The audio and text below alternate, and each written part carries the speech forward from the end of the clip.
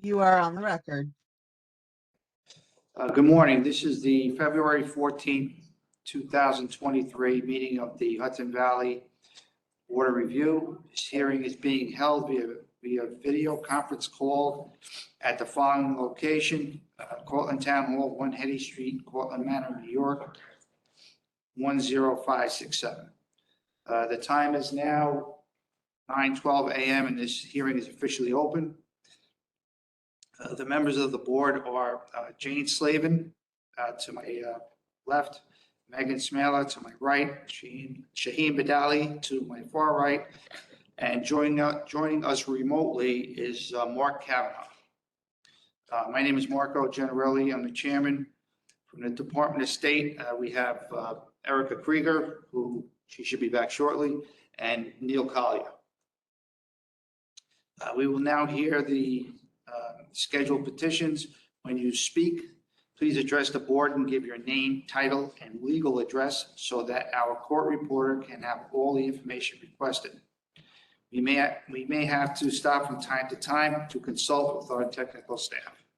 In making comments to the board, please provide a descriptive narrative on matters referring to your exhibits to enable the court reporter to enter these into the record. What I mean by that is, if you're referring to a particular drawing, please state what drawing or exhibit. Please state the exhibit that you're referring to.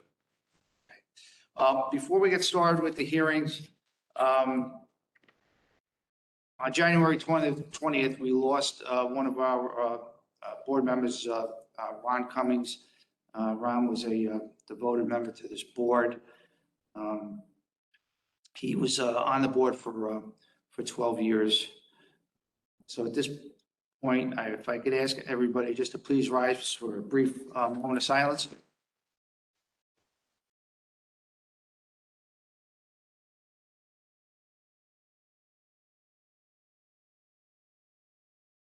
Thank you.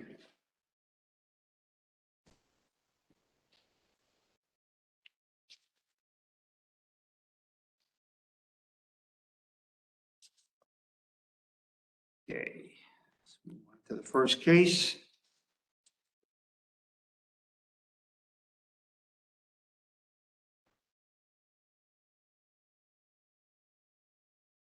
Okay, the first case is petition number 2022-0551. The aggrieved party is Tanrakin Farm LLC. The petition pertains to a variance to allow an existing driveway to serve as a fire apparatus access drive for a horse riding arena. Occupancy Group B, business, construction type 5B, wood frame, 1 story in height, 14,400 square feet in area, and located at 145 Broad Brook Road, Town of Bedford, County of Westchester, New York State. Petitioner is seeking relief from 19 NYCRR Part 1225, the 2010 Fire Code of New York State, Section 503.1, where required, which states fire apparatus access roads shall be provided and maintained in accordance with sections 503.1.1 through 503.1.3. The petitioner is seeking relief to allow an existing driveway to serve as a fire apparatus access drive. Okay, is there someone here present that's going to present the case? Yes. State your name. Sure. Don Rossi is my name, from the firm of Hogan, Rossi and Ligori in Brewster, New York, representing Tanrakin Farm LLC. Bob Mancini is the principal of the farm. He is with us here today and would be available to comment and answer questions. The public notice accurately describes our request. We have a 14,400 square foot indoor riding ring, which serves the persons who board horses at the farm, which is called Rona Farm. And it is used exclusively by persons boarding horses at the farm. And essential to our request is the private nature of the facility.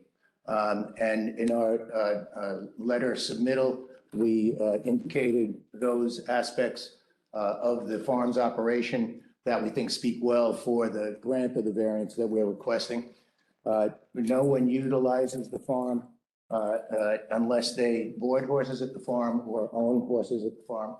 There are no leasing of stalls on an hourly or daily basis. There's no seating or stands of any type inside the ring. It's essentially as if the roof and walls were built around a dirt riding ring. Obviously, it's not dirt. It has some nice surfaces for the horses to exercise in. There are no group lessons. There's no storage of any kind, combustibles or otherwise. The ring is serviced by an audible and visual alarm with 2 pull boxes, and fire extinguishers exist within the structure. There are 10 doors, one kind of standard door, the rest sliding doors typical of what you would see on a barn or a riding ring that are very easy to maneuver. And they are surround basically or are located on all of the exterior walls, so easily accessible. After submission of the one other thing, two local fire departments serve the town of Bedford Hills, and also the town of Bedford Fire Department. Following the submission of the application, we had a chance to discuss the project with the code enforcement officials from the town who are also here. Al Sirocco, who's the building inspector, and John Winter is a deputy building inspector. So we have proposed to them and would like to propose to your board and would certainly be happy to accept as conditions to the grant of the variance if you deem it appropriate, the following. There was focus on the load bearing capacity of the road. We've submitted to the board a report from an engineer, Kevin Patton, to determine that the materials used for the driveways can make it adequate to meet the 75,000 pound requirement for fire apparatus.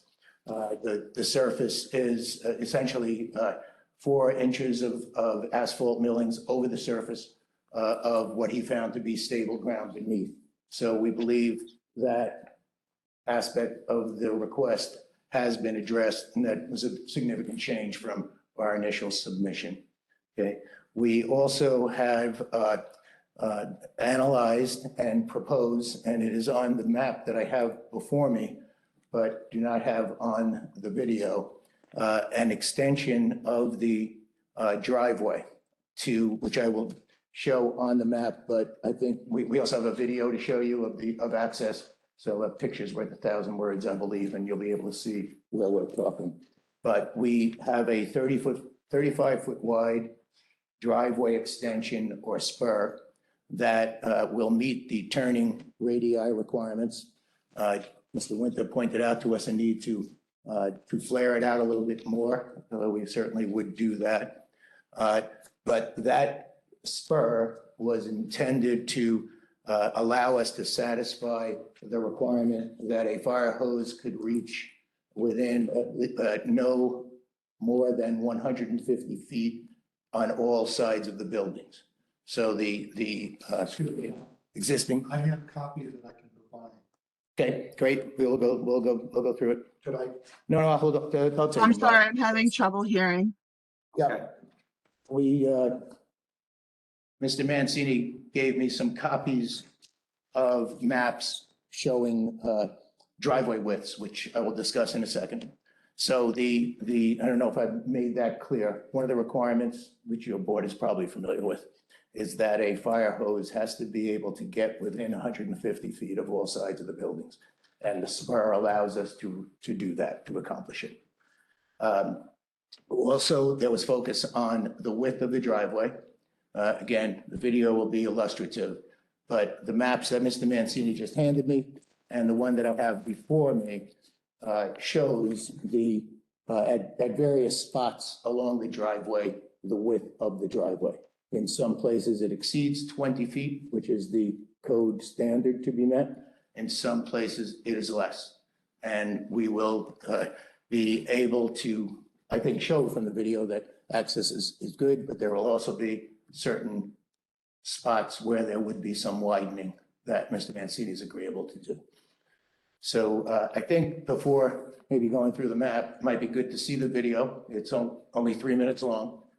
What we did was we asked and were accommodated by the Bedford Hills Fire Department. The chief of their department, whose name is Alex Dennett, drove the rig, which is their longest apparatus, which is a ladder truck, which you'll see. It's obvious from the video. It's pretty big. And it's just a quick circulation through the farm. And one of the things in the video is that the truck did not travel to the spot where the new spur is going to be installed. So it gets only to the part, show it quickly to this part of the farm. The spur will be- Mention what drawing you're referring to. Yeah, this is a drawing. It's an emergency fire access plan that was prepared by Kellard Sessions Engineers, who are based in Westchester County. And they designed the plan. And it, I think we can, however it's easiest to show you about, maybe I could turn it just so you get a little perspective, and then we'll show you the video. Also on the video, the first few frames show an aerial view of the entire farm. Okay, so just let me say, so we did not receive this, is that We correct? did not. There was a plan that was attached to the report of the engineer. Right. And there was also a survey submitted with the petition initially.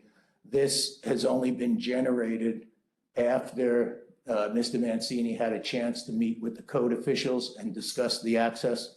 So we apologize for not having gotten it in sooner. Okay, so we're gonna mark that Exhibit Z, Great, okay, and you're gonna have to leave that with us. that's fine. And I could pass out, we have smaller copies. Yeah, if we can have that So- also, yeah. Yep. This is Mark Kavanaugh, who's remote. Is that map being presented? Because I can't see the presenter. Yeah, we have it, he's giving us each a copy. Unfortunately, we can't do that with you, but we can somehow Hold up. hold it up. I don't know what best. I We guess we can discuss it in deliberations, and that's in the deliberation room. That's fine. I can see it there. Okay, If we Yeah. hold it up to the Hold it up camera to the now, public. could you take a screenshot, Mark? I could do that. Yeah, I think one of the smaller ones might be better than to use.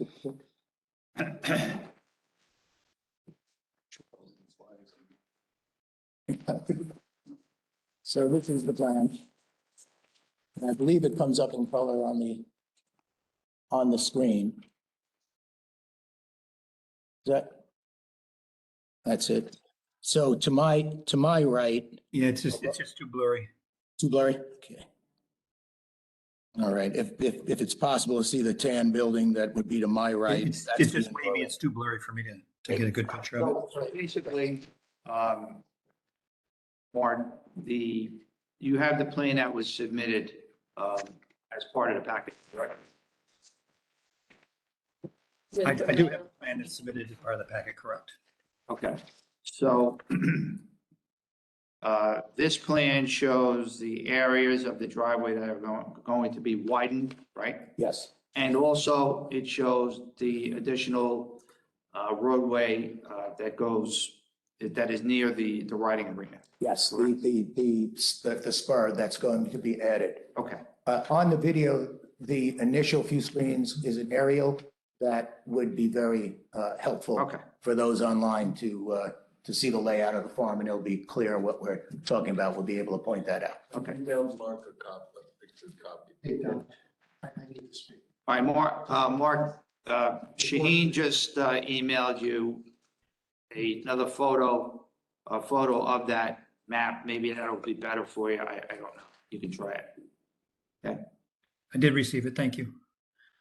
Okay. Mr. Mancini would like to address the board. Okay, before, do we? Before we show the video. Yeah, okay, come on up. Just state your name. for the record. Sure. My name is Bob Mancini. I'm the managing member of Tanrack Farm LLC. Do you need my address for the record? No, that's okay. I just want to clarify one thing. What this map is showing, what we did is we took measurements along the driveway every, 40 or 50 feet or so. And you'll notice at the entrance, it's 37 feet wide. It then goes 30 feet, 25, 23, 24. There's one portion in front of the tennis court that's 16 feet. In front of the one-story frame house, it's 18 feet. When you approach then the barn complex, We're not, I'm sorry, we're not, So about We're not point seeing six dimensions. 7. right, there's no dimensions on here. Sorry. On the No, right on hand. the right. Oh, okay. I didn't see Sorry, that. Perfect, thank you. sorry, if you want me to go back through that again, I can do that. Yeah, start from the beginning. Ed.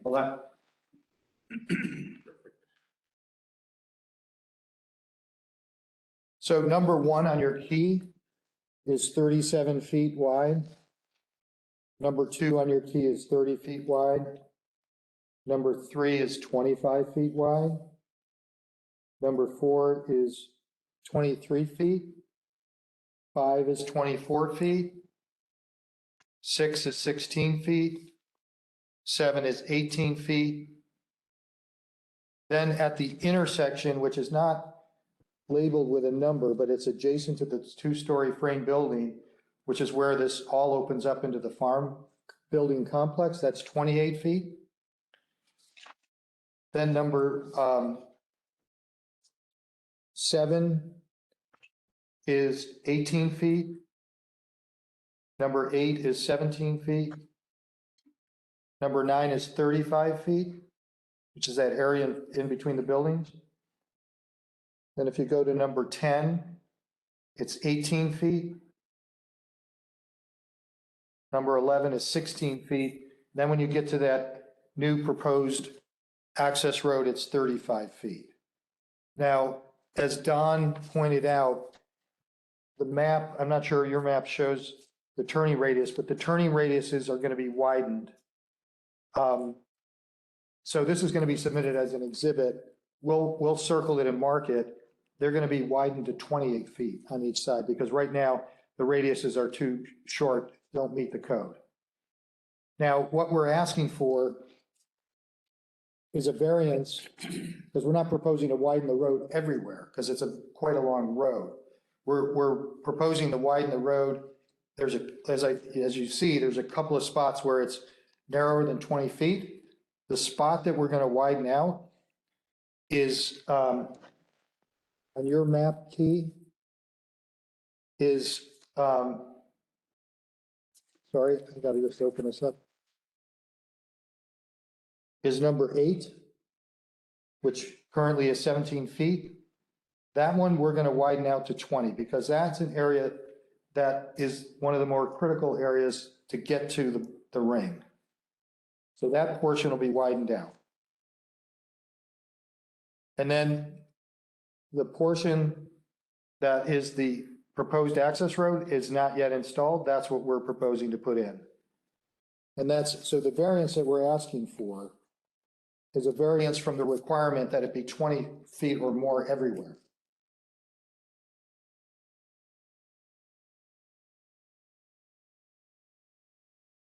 I'll turn it back to Don. So for those at home and also for the board, we pulled up the aerial shot of the farm. The large brown building to the left of the picture is the indoor riding ring. I didn't mention, I mentioned it in our submission, but it's been in existence for many years. So it's not new construction. So the area, with the same perspective, so the area to the top left of the indoor riding ring is where that spur would be installed. And the driveway to the farm, it's a little tough to see from this angle, runs kind of 2/3 of the way up the screen. It's the large stretch of the driveway is not part of our farm. That the driveway goes basically through some wooded type areas there out to the road. So I think seeing the video would help also orienting everyone to the building layout, so if it's all right. I could Sure. turn it on. Let's see the video.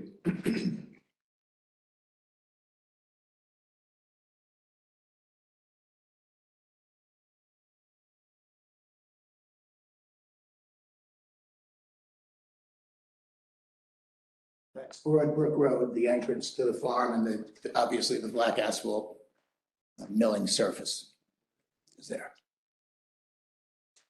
We could pause it if there's questions as we go forward, just let me know.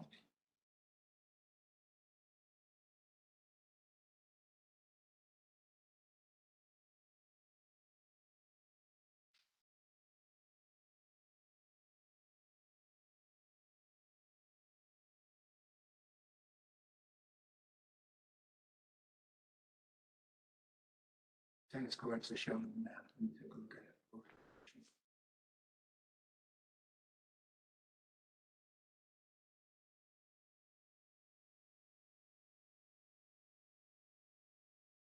That's the area we're gonna widen, right?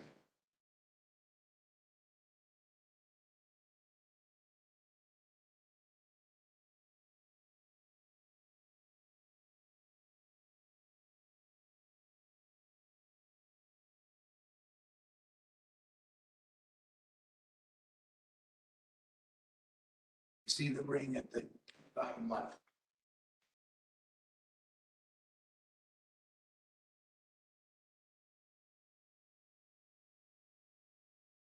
So this section that he's turning into is not proposed as part of. If you're gonna speak, you're gonna have to stand up here near the microphone. Sorry. The area where the truck is just backed into is not the area of the proposed spur. That's you can see it from the video. It's the area between the paddock and building to the top, so. And that's the ring in the lower left corner of the video, front of it. The building he's passing now is the stable with horses. Sorry, I was mistaken. That's the area right there that we're widening out to 20 feet. You can see the truck is, sort of covering almost all of it. So we're going to widen that out. I paused it, Bob, if you need. I paused the video in case you need. Well, just that area that the truck just drove through is one of the narrowest areas. And we think it's important that be widened out to 20 feet in that I'm spot. sorry, is that Mr. Mancini? Yes, Yes, it is. apologies. Yes. Thank you.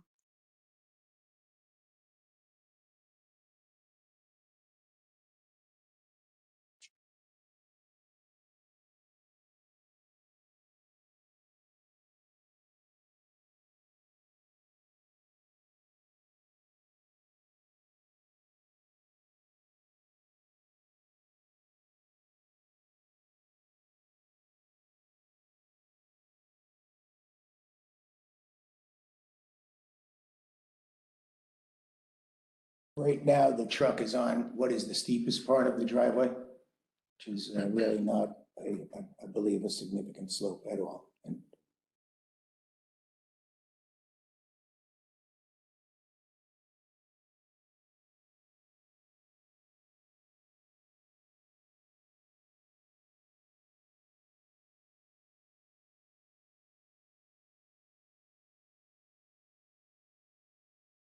That's it? I think that's it. Okay, can you just fast forward the video or go back to the point where he is backing the fire truck into the proposed new spur? You said that's not the location. Can you just go in there, back there, and show us exactly where the spur is gonna be? Yeah, the video does not go to the part where the new spur is going to be because the driveway continues along, that's the south end of the property at the top, but the video doesn't reach where the new spur is going to be. You see the large paddock in the lower left corner? Right. That the spur is going to be at the end of the fence line there where it adjoins basically the top left corner of the ring. So the video did not extend to that point. So the video was taken before you decided to add this. Yes. quite frankly, one of the earlier thoughts was where the truck actually backed in on the video might be a suitable spot to allow for it. But the other allows us to get to the back corner of the ring so that ultimately we can make that 150-foot requirement work very easily. Mr. Chairman, can I just, Sure, come on up. so, This is Mr. Mr. Mancini again, I'm just going to point out on the map for each of you. So this is where the truck was backing in on the video. Yeah, I'll do it from this end to save some Oh, time. sorry, this is the new one. Yeah, I got it. You got it? So I can show you. So, yeah, this is where they were backing in. This is much wider and gives us much more ability to maneuver the truck. Gotcha. Okay, so, Yeah. got it? Sorry. Thank you. All right, thank you. Sure.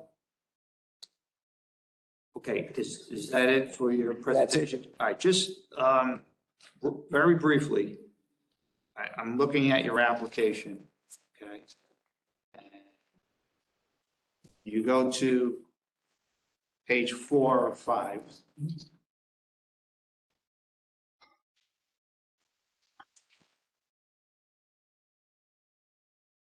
So this is, this is the page where you're checking off the boxes to, as to what you're basing your variance on, Mhm. right?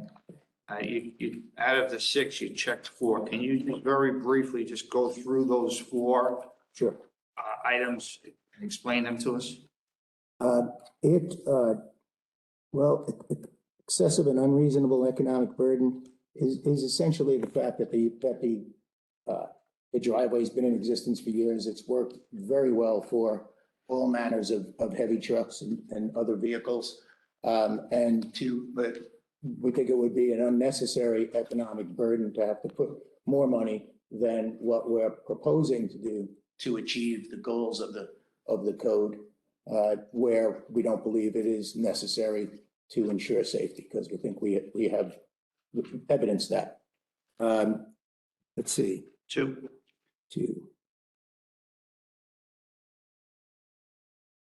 Well, I think it's a tough question to answer, but if you follow the code, I guess the code with that would allow you to meet the code's intended objective. But I think our answer is that the intended objective is met.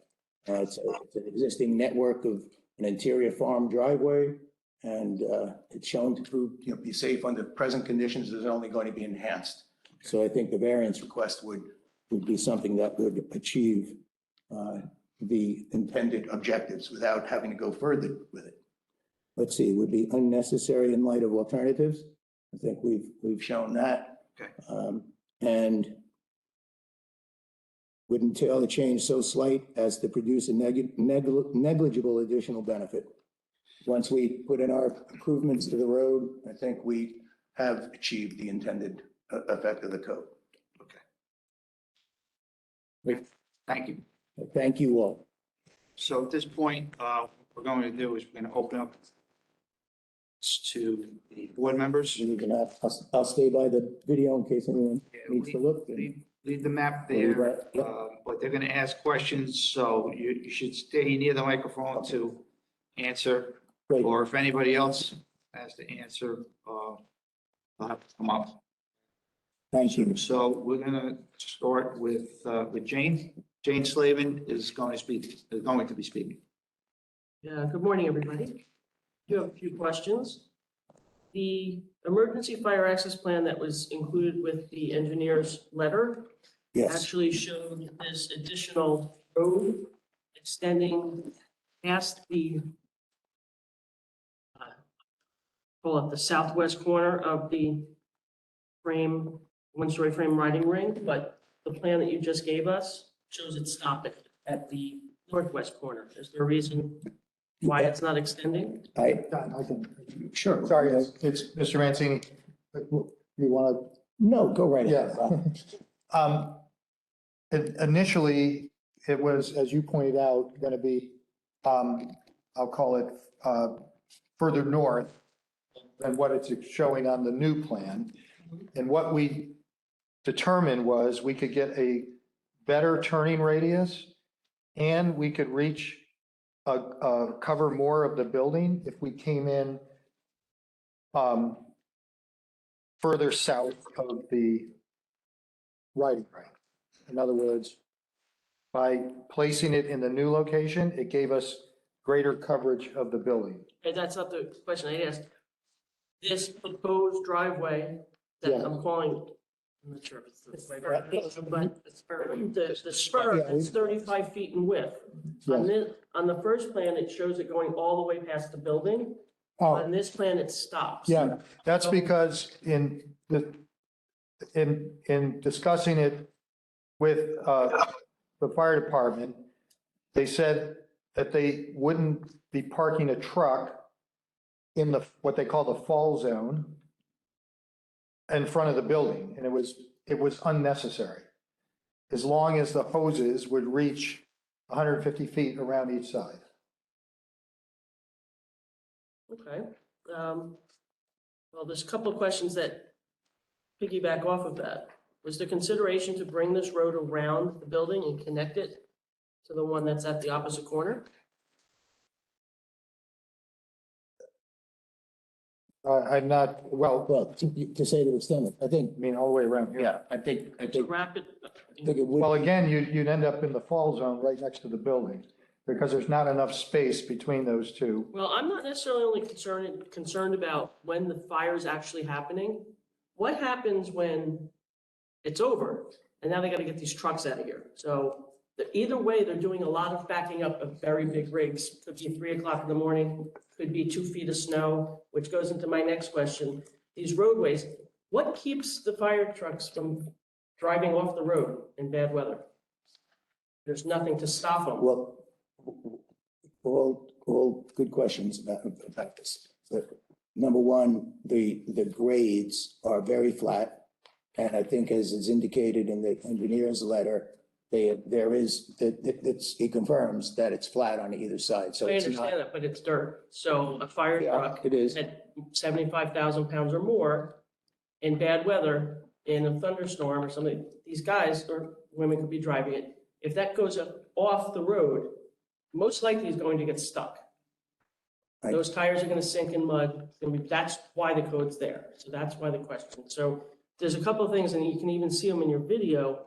In fact, this area that's on here now, when the truck pulled forward, so that's area 11, it had to go off the road to actually get up into that area to even start the backup. So Yeah, but it's even not. if that, let me finish. Sorry, Even thought if you were- that's not going to be a backup, this truck coming this way, and I happen to have 30 years knowledge of this.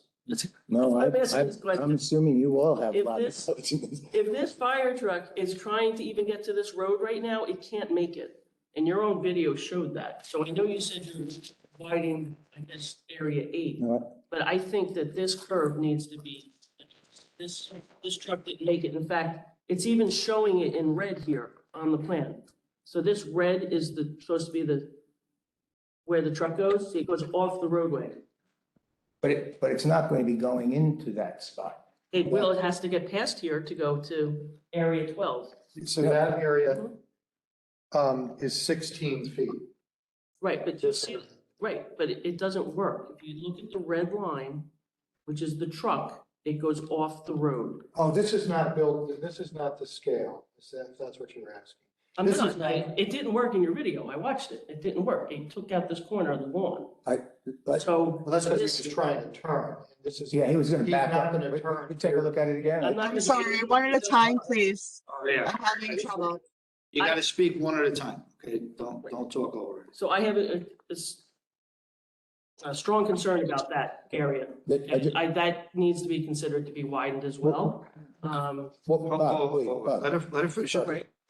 So my concerns are, number one, that the truck cannot make that length of the road as currently exists.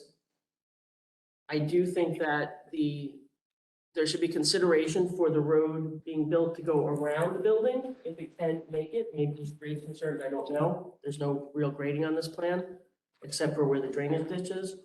And again, the consideration of extending this further down, And this area back in here, you don't want it in the fall zone, but these two other trucks are shown in what can be considered the fall zone. So on the plan, So, right? So, and again, these are very difficult maneuvers for this truck to make, backing in and out of these areas. Now, the other thing that, if there is a significant fire here, it's not gonna be one truck. It's gonna be multiple trucks, it could be ambulances. Right now, you have trucks coming in, they're stacking. So I do have a concern that, what are you gonna do? Now, all of a sudden, you have a couple of fire trucks stacked up and an ambulance has gotta get in here. And again, it may never happen, but we have to plan for the, make sure that people are safely protected in case of an emergency, which also includes the first responders. can I hit, But those. can I hit those? Can I Okay, respond? Mr. Rossi? So with regard to the video and the truck, and I'm happy to rewind it to there.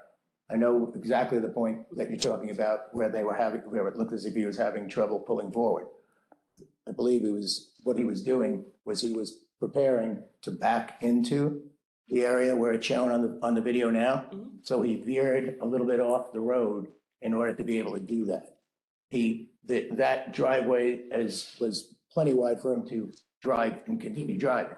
So if we want to look at it again, it might be helpful and might calm some fears at that spot. The next is that the 35-foot spur is designed to meet the code. That we meet the code requirements when we build that 35-foot wide spur, and very importantly, make sure we have the right turning radii. So getting the truck to that point with the combination of being able to reach the front of the building, we meet the code. So extending it to go around the building, obviously, it'd be nice to be able to do it, but it's not necessary, I don't think, to meet the code requirements. What else was raised? The queuing of trucks. I think once, Staging. yeah, Area here. But yeah, my guess is if there's an active fire, what this gentleman did in backing this truck into that area, there's gonna end up a truck there at a fire scene. There's gonna be a truck that's coming, it's gonna back into that area, so another truck yeah, can pass it. more likely a tanker truck will come in and go and not back into it. And they wouldn't have to back into it because they'd be able to pull straight, especially after this widening. So it'll be a tanker truck pulling straight in, and then it'll back up when they're done. Mhm.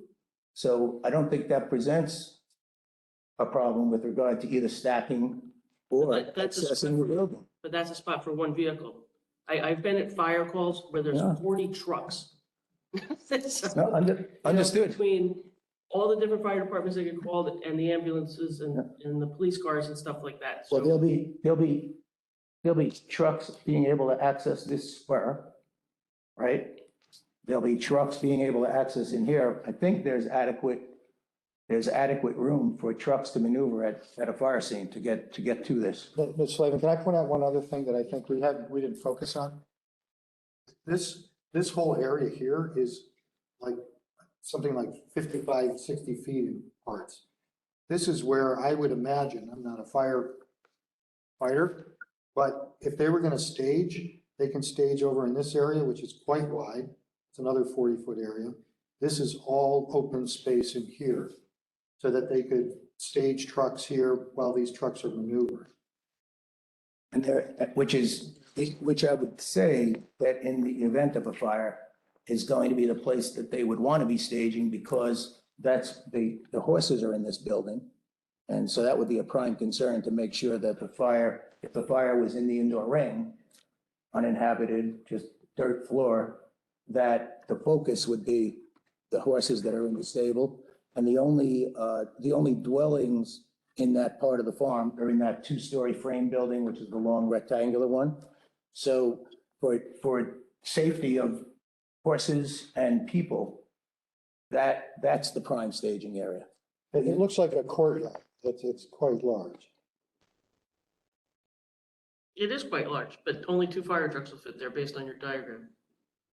Really, Well, so, okay. If you look at the scale, it looks like only two will be able to fit in there.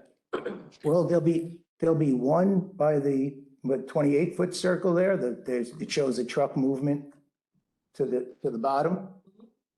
Right, no, a little to your right, where the intersection is, right? So one truck is, that's a ladder truck.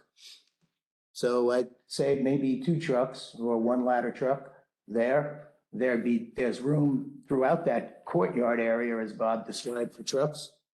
And then the whole length of road to go down and the 35-foot spur itself. Really Does think, this road go out? This dirt road, does it continue? Is there another exit from this property? Or everyone has to come They gotta come through Broadway. they have to come back. back through? Yeah, they have to come through that way. So believe me, your concerns are very well taken.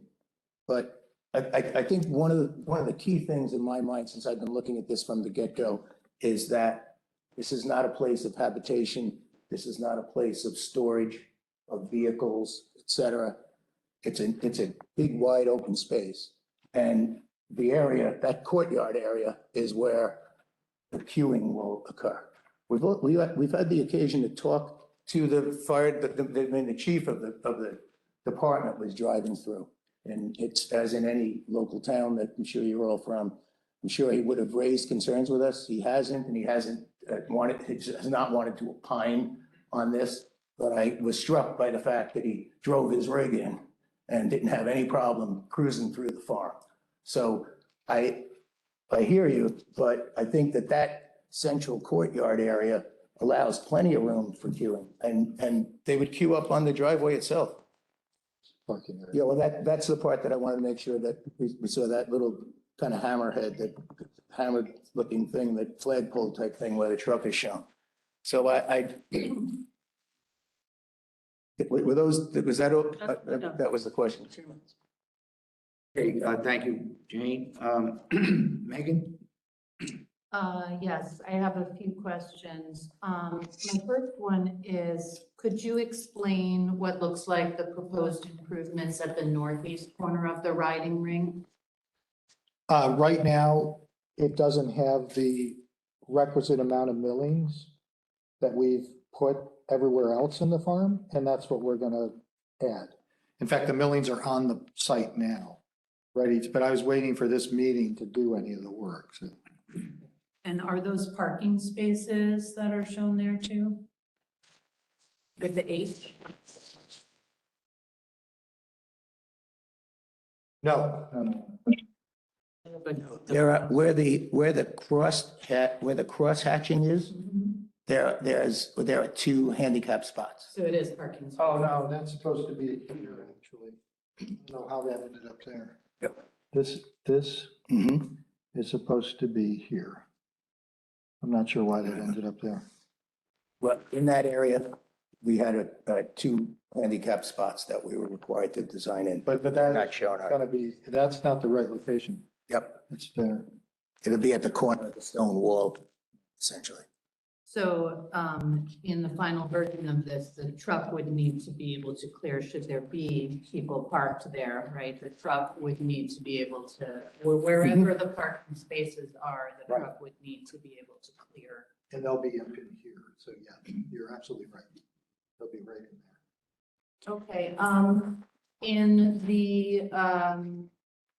the original approval before the structure was built, it said the parking would be limited, parking on the site would be limited to the northeast corner of the site. Where is that? Where is that? Sorry, right here. This is it. Where the truck is shown, yeah, it's better point. By the concrete pump house? That's it. Yeah. Okay. That's it. Thank you. How many boarders do you have? I don't mean how many horses, but how many families or individuals have horses at your? It varies, but it's typically from 7 to 12. So there could potentially be 7 to 12 plus vehicles there. If all the boarders. If they all came at the same time, Mhm. where they park is a practical matter. oriented, is here, which is, I think, 6, and then they park in front here. So they park in front of that two-story frame barn that we were just talking about was the white courtyard. Mhm. Okay, so that area affects fire truck access should there be people there using their horses. It's not right, but, and you mentioned that there were no group lessons, but are there private lessons that are given by the boarders? Well, only anyone who boards there, will work with the trainer, but there's no outsiders who come in. So in other words, that's 7 to 12 families is 7 to 12. It's not, So the trainer is a staff person who would give lessons or directions or training to the boarders and their horses. and they live on the property. Okay.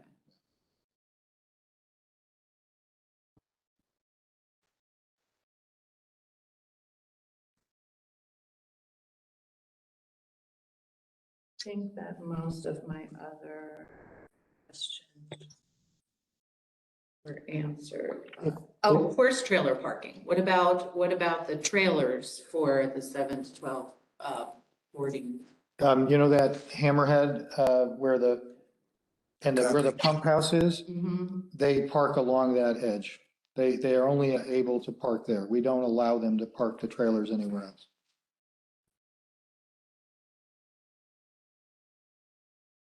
And on a typical busy day, how many of the boarders do you have there? It's 3 or 4. Where I live is a private driveway that I share with my neighbor who boards horses. Right. And it isn't even a business, and there is a lot of traffic. And they only have 3 boarders, so that all my questions are spurring from that, so. And this even, so had this ever received a certificate of occupancy for use? Nope, that's why we're here. Okay. If it would help, the one measurement I realize we don't have,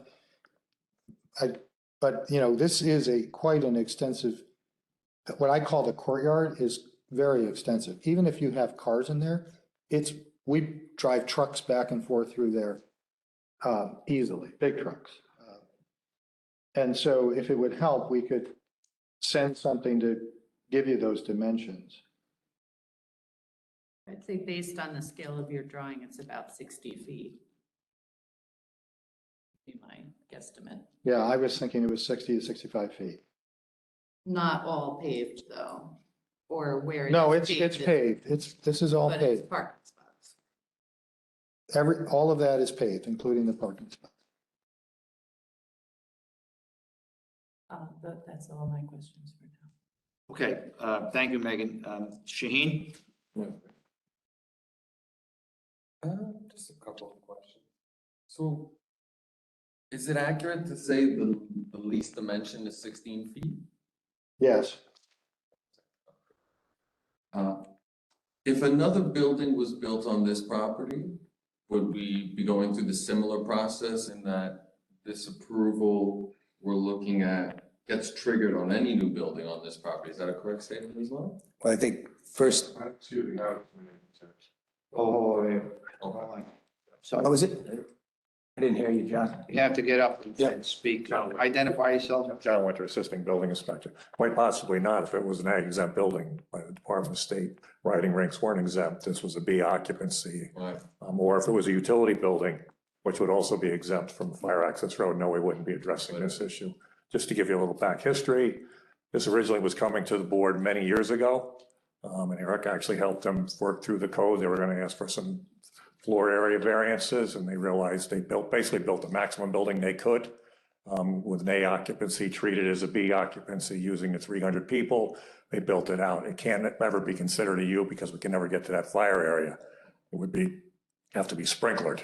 They use the proximity exemptions and all. And just how we got here was they were going for that variance, and King Construction, who normally builds pole barns out of Pennsylvania, was doing it, and they decided not to go for the variance, and they said, we're going to build a building, and these 2 items, the fire access road and handicap parking were going to be determined by others. In my opinion, building department should never issue the permit 10 years ago without that being spelled out. Hence, we're all new here in the department. We're not even dealing with this for 6 years, honestly. But Maybe perhaps this was another one of my questions, and be relevant for you maybe. What does the zoning allow for any other commercial uses on this lot?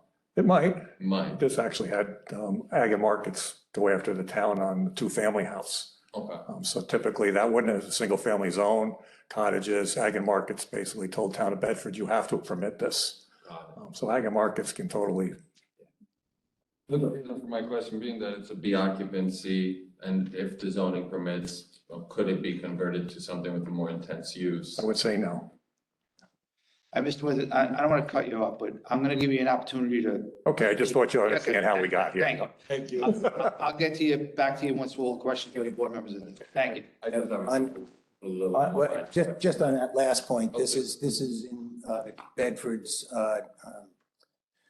most kind of exclusive residential zoning district. Okay. So in all likelihood, the only other type of use that might be considered commercial might be things like governmental buildings. If the town hall was To be honest built with you, there. my concern was more of an assembly use, as he Yeah. spoke in the fact that it's essentially built as an assembly building, but classified as the occupancy. Understand. And could it eventually become sort of like a wedding venue, right? That's really where I would be concerned, because, that is a trend that barns and these types of structures do. I could say without question, if Mr. Mancini tried to host weddings or other affairs there, the Bedford Planning Board would not consider that to be covered by their site plan approval. Okay. Nor do we think that that the agricultural exemptions that we might, or the agricultural benefits that we have, Right. that would not extend to that.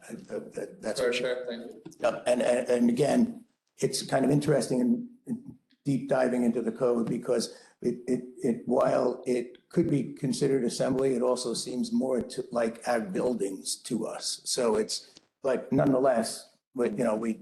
Almost feel like a farm building, which at that point, you don't even look at the same code, right? So, Right, yep. Okay. And these barns that are just adjacent to the riding ring, so what do they contain? There's 3 or 2 buildings here that kind of. Stable. They're just stables as well. Okay, great. No residences, and the only employee dwelling units that we have are in that 2-story frame building, the I'm rectangle. guessing some storage of some of them must like some hay or something like that. In the 2-story frame barn, that first building is where there's hay stored in the loft. Yeah. Okay.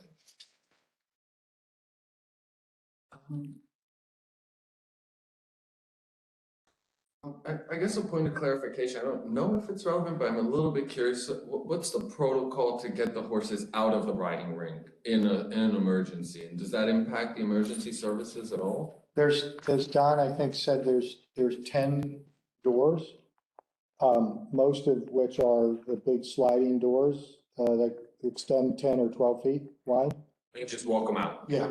Okay. And there's never anyone, you can't have, we impose the restriction that you can only have 2 horses in the ring at any time. Yeah, that's a key thing. It's not like, again, it seems obvious to state, but horses aren't turned out in the ring to exercise or graze on their own. That's done outdoors, although the prevalence of that has even decreased as there's been more emphasis on showing of horses. So expensive show jumpers are not turned out in paddocks the way they might have been in the past.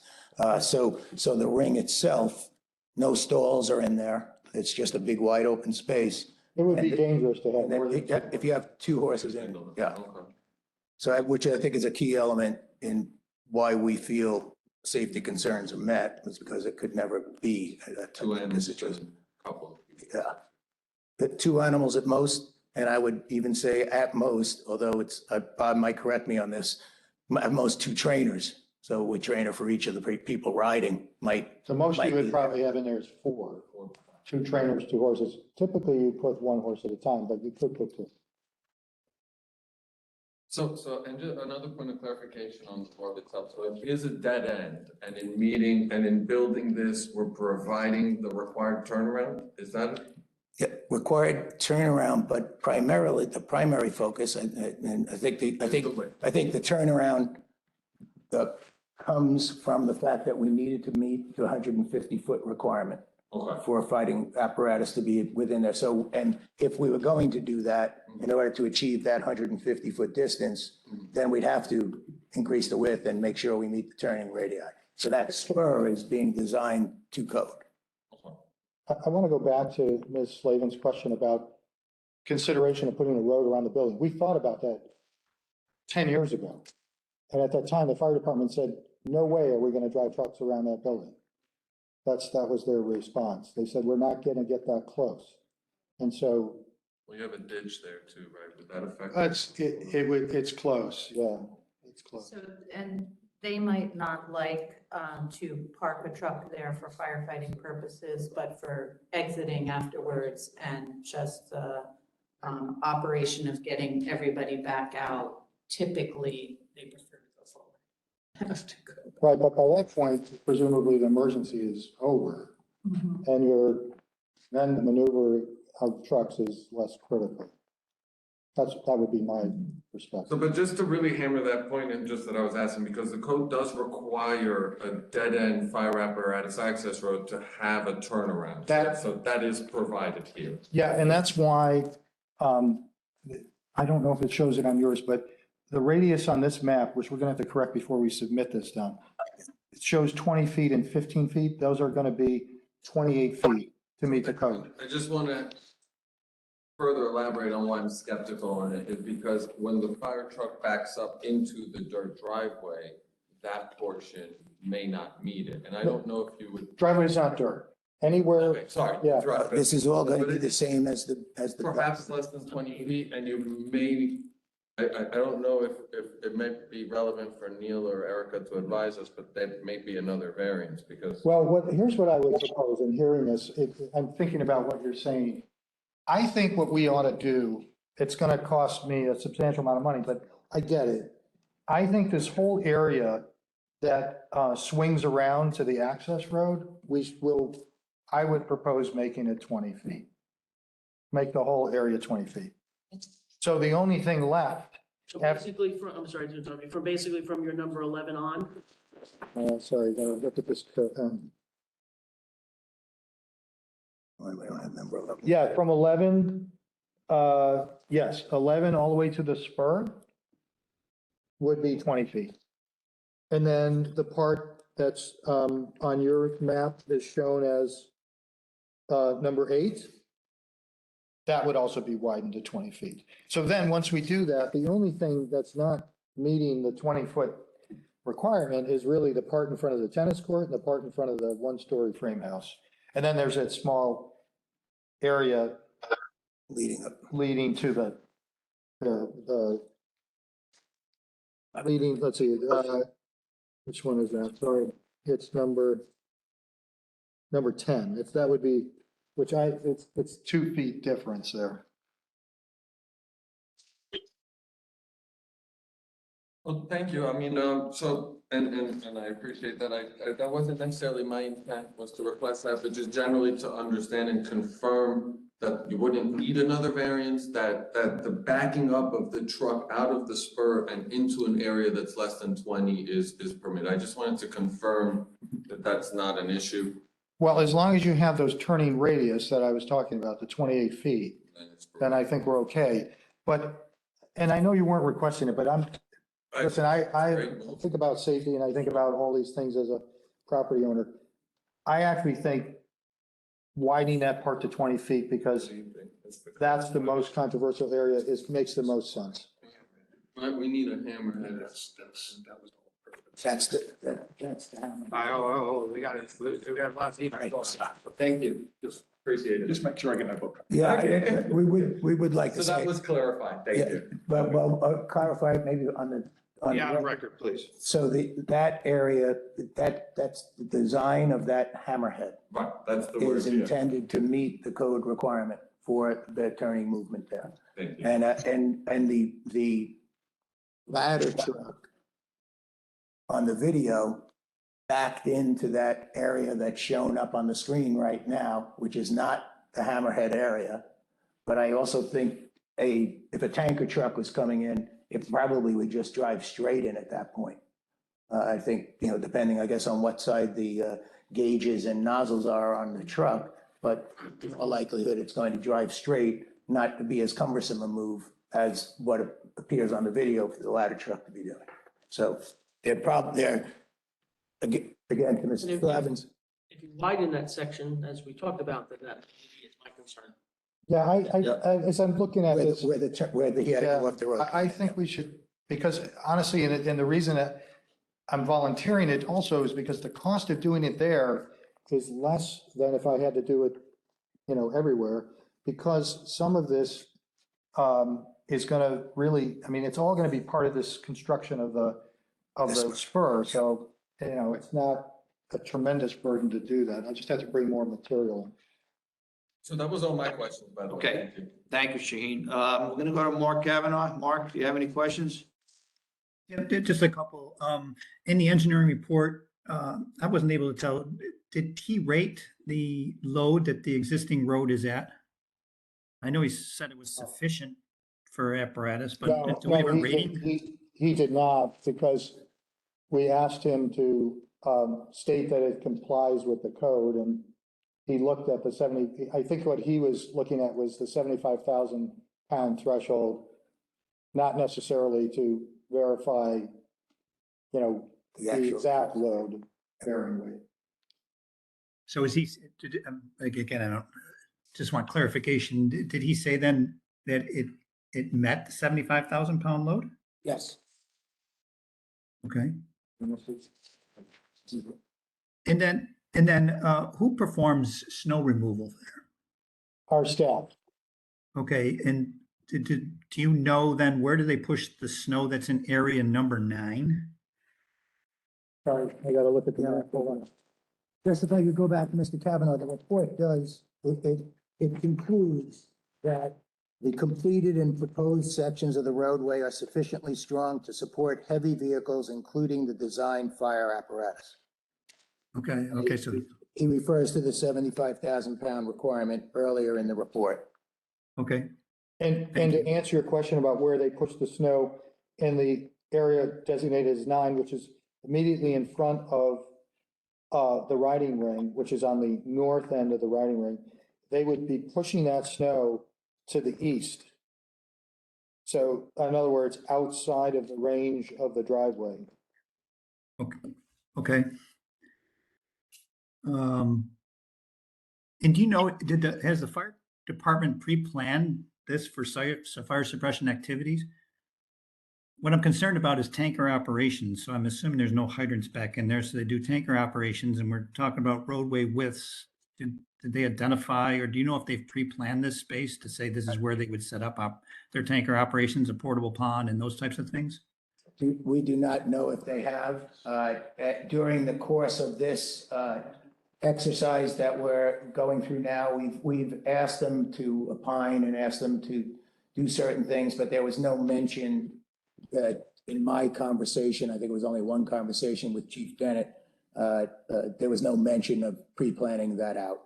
That's really why I was encouraged so much by the visit that he made with the truck, because once I saw how able he was to go through without any concerns, even onto that area he's backing into on the screen, we didn't press for anything else. And frankly, neither Bob nor I are firemen, so I wouldn't know that they would even have a plan of that type. They've been there.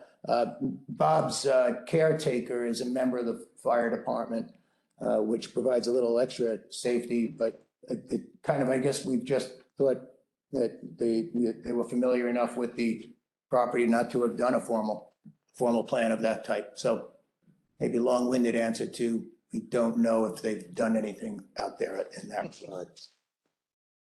Okay, and then the other question I have is, that, again, being remote, it's tough to follow some of the conversations, but the picture that you're showing right now, I thought we were doing away with any access there and moving that over to number 12. Is that true, or is there still strategies to keep that Yeah. turnaround point there? No, you're correct.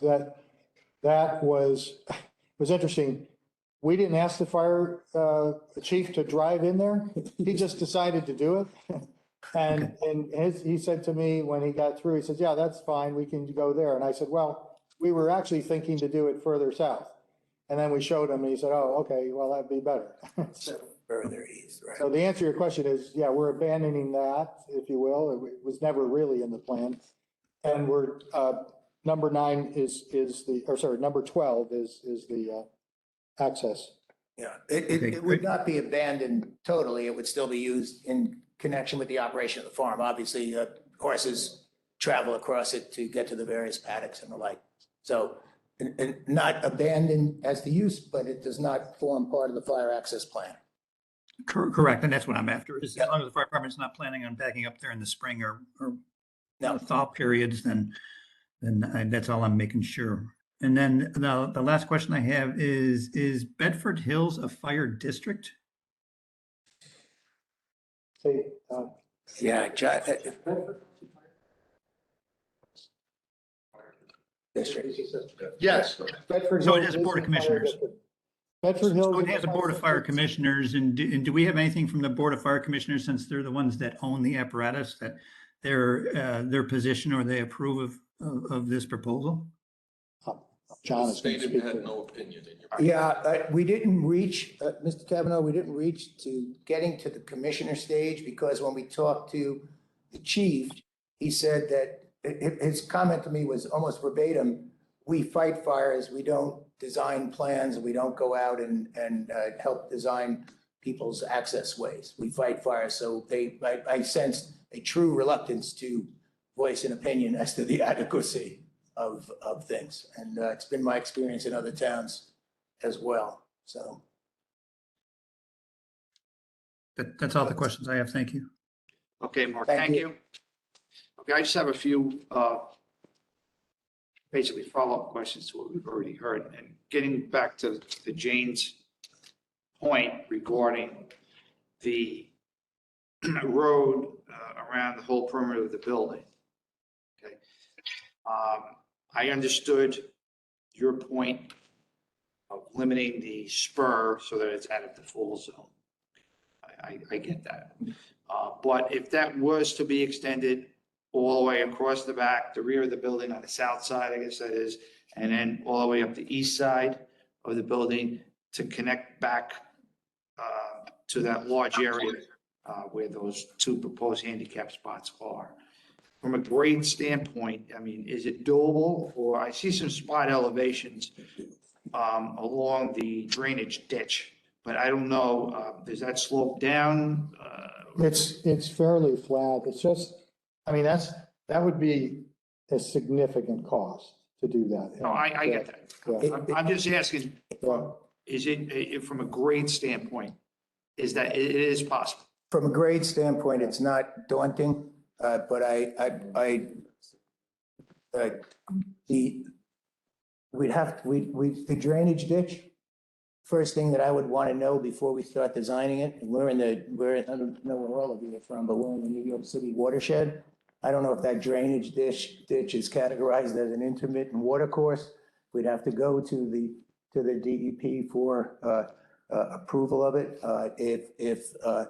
While we may benefit from some agricultural exemptions with regard to the DEP, we certainly would not be considered exempt from the local town wetlands, to my knowledge. I'm not sure if that's the case or not.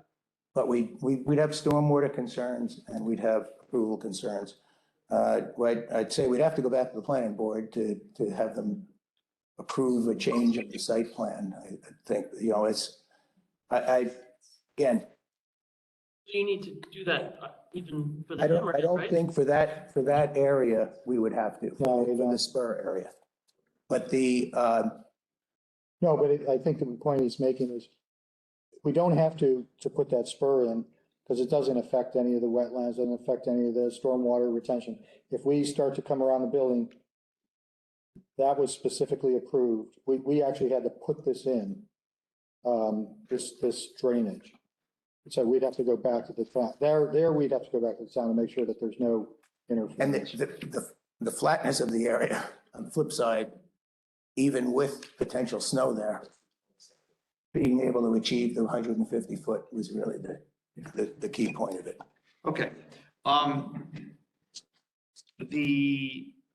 Talked about the handicap spaces earlier and the other parking spaces, which are really not delineated on the plan. Well, we don't, I mean, I was saying as a practical matter, people park there in front of the barn. They're not parking spaces. I mean, they're supposed to be It's not parking. paved and they're in a. Well, it is paved, but there's no lines or anything. They're supposed to park, and if it actually, made this easier, I could force them to park in that designated area. Well, I would like to see, some sort of a parking plan, and the parking plan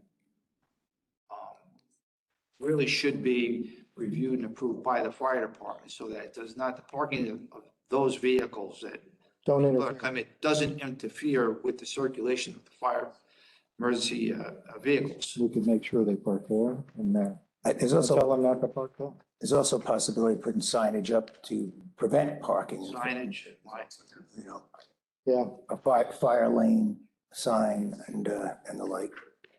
okay, we spoke about briefly the maximum amount of horses in the barn at one point, in the ring. in the ring, I'm sorry. Yeah. At one point, you said 2 to 4. No.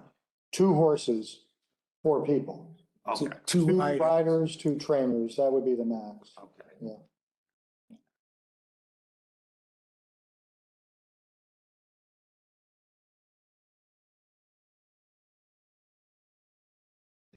I think.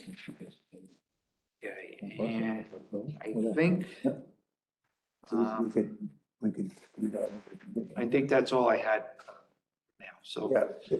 all right, One Yeah. question, comment, since brainstorming while we talk, would the 2 areas that Bob is saying are used primarily for parking, so the one adjacent to the 2-story frame building and the one at the concrete pump house, if those are designated as parking areas, it's easy for me to plan as farm, but. No, say I think we should do it. a small sign adjacent to the ground, but near the ground saying parking and no parking, fire access type signs in the area to the front of the barn and in the areas up through It's already here. it's already there. It's already in between the barn and the ring. It already says no parking. So to prevent parking right in front of the 2-story barn, there's D1 shown on my map. I don't know if it's there, but that kind of rectangular area in front of the barn could be signage to prevent parking there, to eliminate the possibility that, at night, there aren't any cars parked here. There aren't any people here other than in the 2-story building. So during the daytime, to not have parking there seems to make sense for you. Park. well, I can tell you this, is that if we do decide to approve this application, we will make it a condition that the parking plan has to be approved by the code enforcement officials, whether it's fire, building, whatever, okay? So that it does not interfere with the circulation of the emergency vehicles, whether it's a fire engine, tanker truck, ambulance, whatever, Sure. okay? Okay, so I think that's it as far as questions from the board members. So we're gonna move on to anyone here, whether it be in person, on the conference call, would like to speak, whether it's in support or in opposition to the application. So Winter just went outside, so I don't know if he went to the men's room or, all right, so we have somebody else here. Can you identify yourself? I'm Alberto Serato, the building inspector at Town of Bedford. John Winter has been doing all the inspections there, so he had most of the interaction with this project. I Could did. you just raise your voice? Sure. Oh, that's a first. No, we're just trying to get you on the mic. Well, all right, no, originally when Mr. Neocoli had contacted me, asking me if I had an issue, I did. They were not proposing any of these alterations, and they have since. So, and the fire truck going through, they will be held to have the hammerhead turn as they proposed. Also, the 150-foot radius. I guess what they're asking the board is under the 20 feet requirement. So I do not have an objection when it comes to that, but they have proposed much more than what I had seen originally. And also the 75,000 pound, what do you call it? Access road, load, thank you, load bearing. From the engineer, we are going to make sure that is taken care of. At first, I did not see that. So there were quite a few items that, but now I am amendable to it after seeing all the proposed and the proposed improvements. Okay, All right, thank you very much. thank you. Is there anyone else here in the audience? I don't see anybody else. So is there anybody on the WebEx call who would like to speak? Not hearing anybody. Okay, Mr. Winters just came back in. Do you want to add anything to? Well, I just wanted you to be aware of how 10 years or 12 years after, that's why there's no CO and how we got here. I am happy that the projects have been moving from being too narrow to no turnarounds because it's extremely long driveway, and not being able to, get a free connect around them. I'm a fireman since 50 years, so I understand. I could be the guy at 3 a.m. backing the truck up. I actually have been. And actually, just so you know, we referred this to the Bedford Hills Fire District. They had a meeting recently, and their chiefs were in attendance, and one of my secretaries is actually one of their secretaries. And we were told we weren't going to get any official response. So Okay. I'm not going to pre-plan, even though I could be mutual aid to here. I'm not going to pre-plan someone else's fire scene. They chose not to comment for whatever reason I don't understand. So I was hoping to actually relay some fire department information, and I can't. All right. All right, thank you very much. Okay, so with that, the deliberations. Take a picture of this. Move down a circle. So just, Okay, I'm sorry. I'll I leave. apologize. I didn't. No, should- no Go need ahead. to apologize. I'm interrupting you, actually. We'd like to leave this with the board. Yeah, I already marked that exhibit C that you have to leave that with us, yes. Okay, good. So I just make a mental note. I could mark it on the plan, or someone with better handwriting than me can mark it to just make sure we have the 28-foot radius at the We hammerhead. have to redeliberate.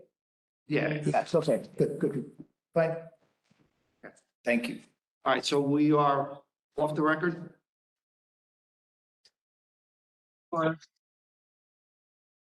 You are back on. Okay, we're back on the record.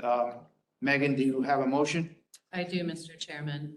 With respect to petition of Tanracken Farm LLC, petition number 2022-0551. The petition pertains to a variance to allow an existing driveway to serve as a fire apparatus access drive or horse riding arena, occupancy group B, business, construction type 5B, wood frame, 1 story in height, 14,400 square feet in area, and located at 145 Broad Brook Road, Town of Bedford, County of Westchester, New York State. The petitioner is seeking relief from 19 NYCRR Part 1225, the 2010 Fire Code of New York State, Section 503.1, where required, which states fire apparatus access roads shall be provided and maintained in accordance with sections 503.1.1 through 503.1.3. The board makes the following findings. 1, subject petition pertains to the driveway that accesses the horse riding arena that was permitted in 2011 and granted site plan approval and special use permit granted in 2010 with conditions that did not cite a fire apparatus access road. 2, petitioner requests relief to allow the existing access road to remain as is. 3, petitioner states that the arena has a limited use and occupancy, adequate exits and fire extinguishers, and that the existing driveway has been used for truck deliveries without incident. 4, petitioner submitted a recent drone video of an aerial access fire apparatus using the driveway and accessing the building. 5, a recent test by a design professional confirmed the weight-bearing capacity of the driveway. 6, the petitioner argues that to construct a compliant apparatus access road would be a financial burden. 7, the local fire district does not wish to issue an opinion on the matter. 8, the local code official has been contacted in this manner and does support the granting of a variance under Part 1205.6 with proposed enhancements. In accordance with the above findings, the board finds that the proposed variance will not substantially adversely affect the code's provisions for health, safety, and security. Strict compliance with the provisions of the Uniform Fire Prevention and Building Code would entail practical difficulties, economic hardship, or would otherwise be unwarranted because such would be unnecessary in light of alternatives which, without a loss in the level of safety, achieve the intended objective of the code.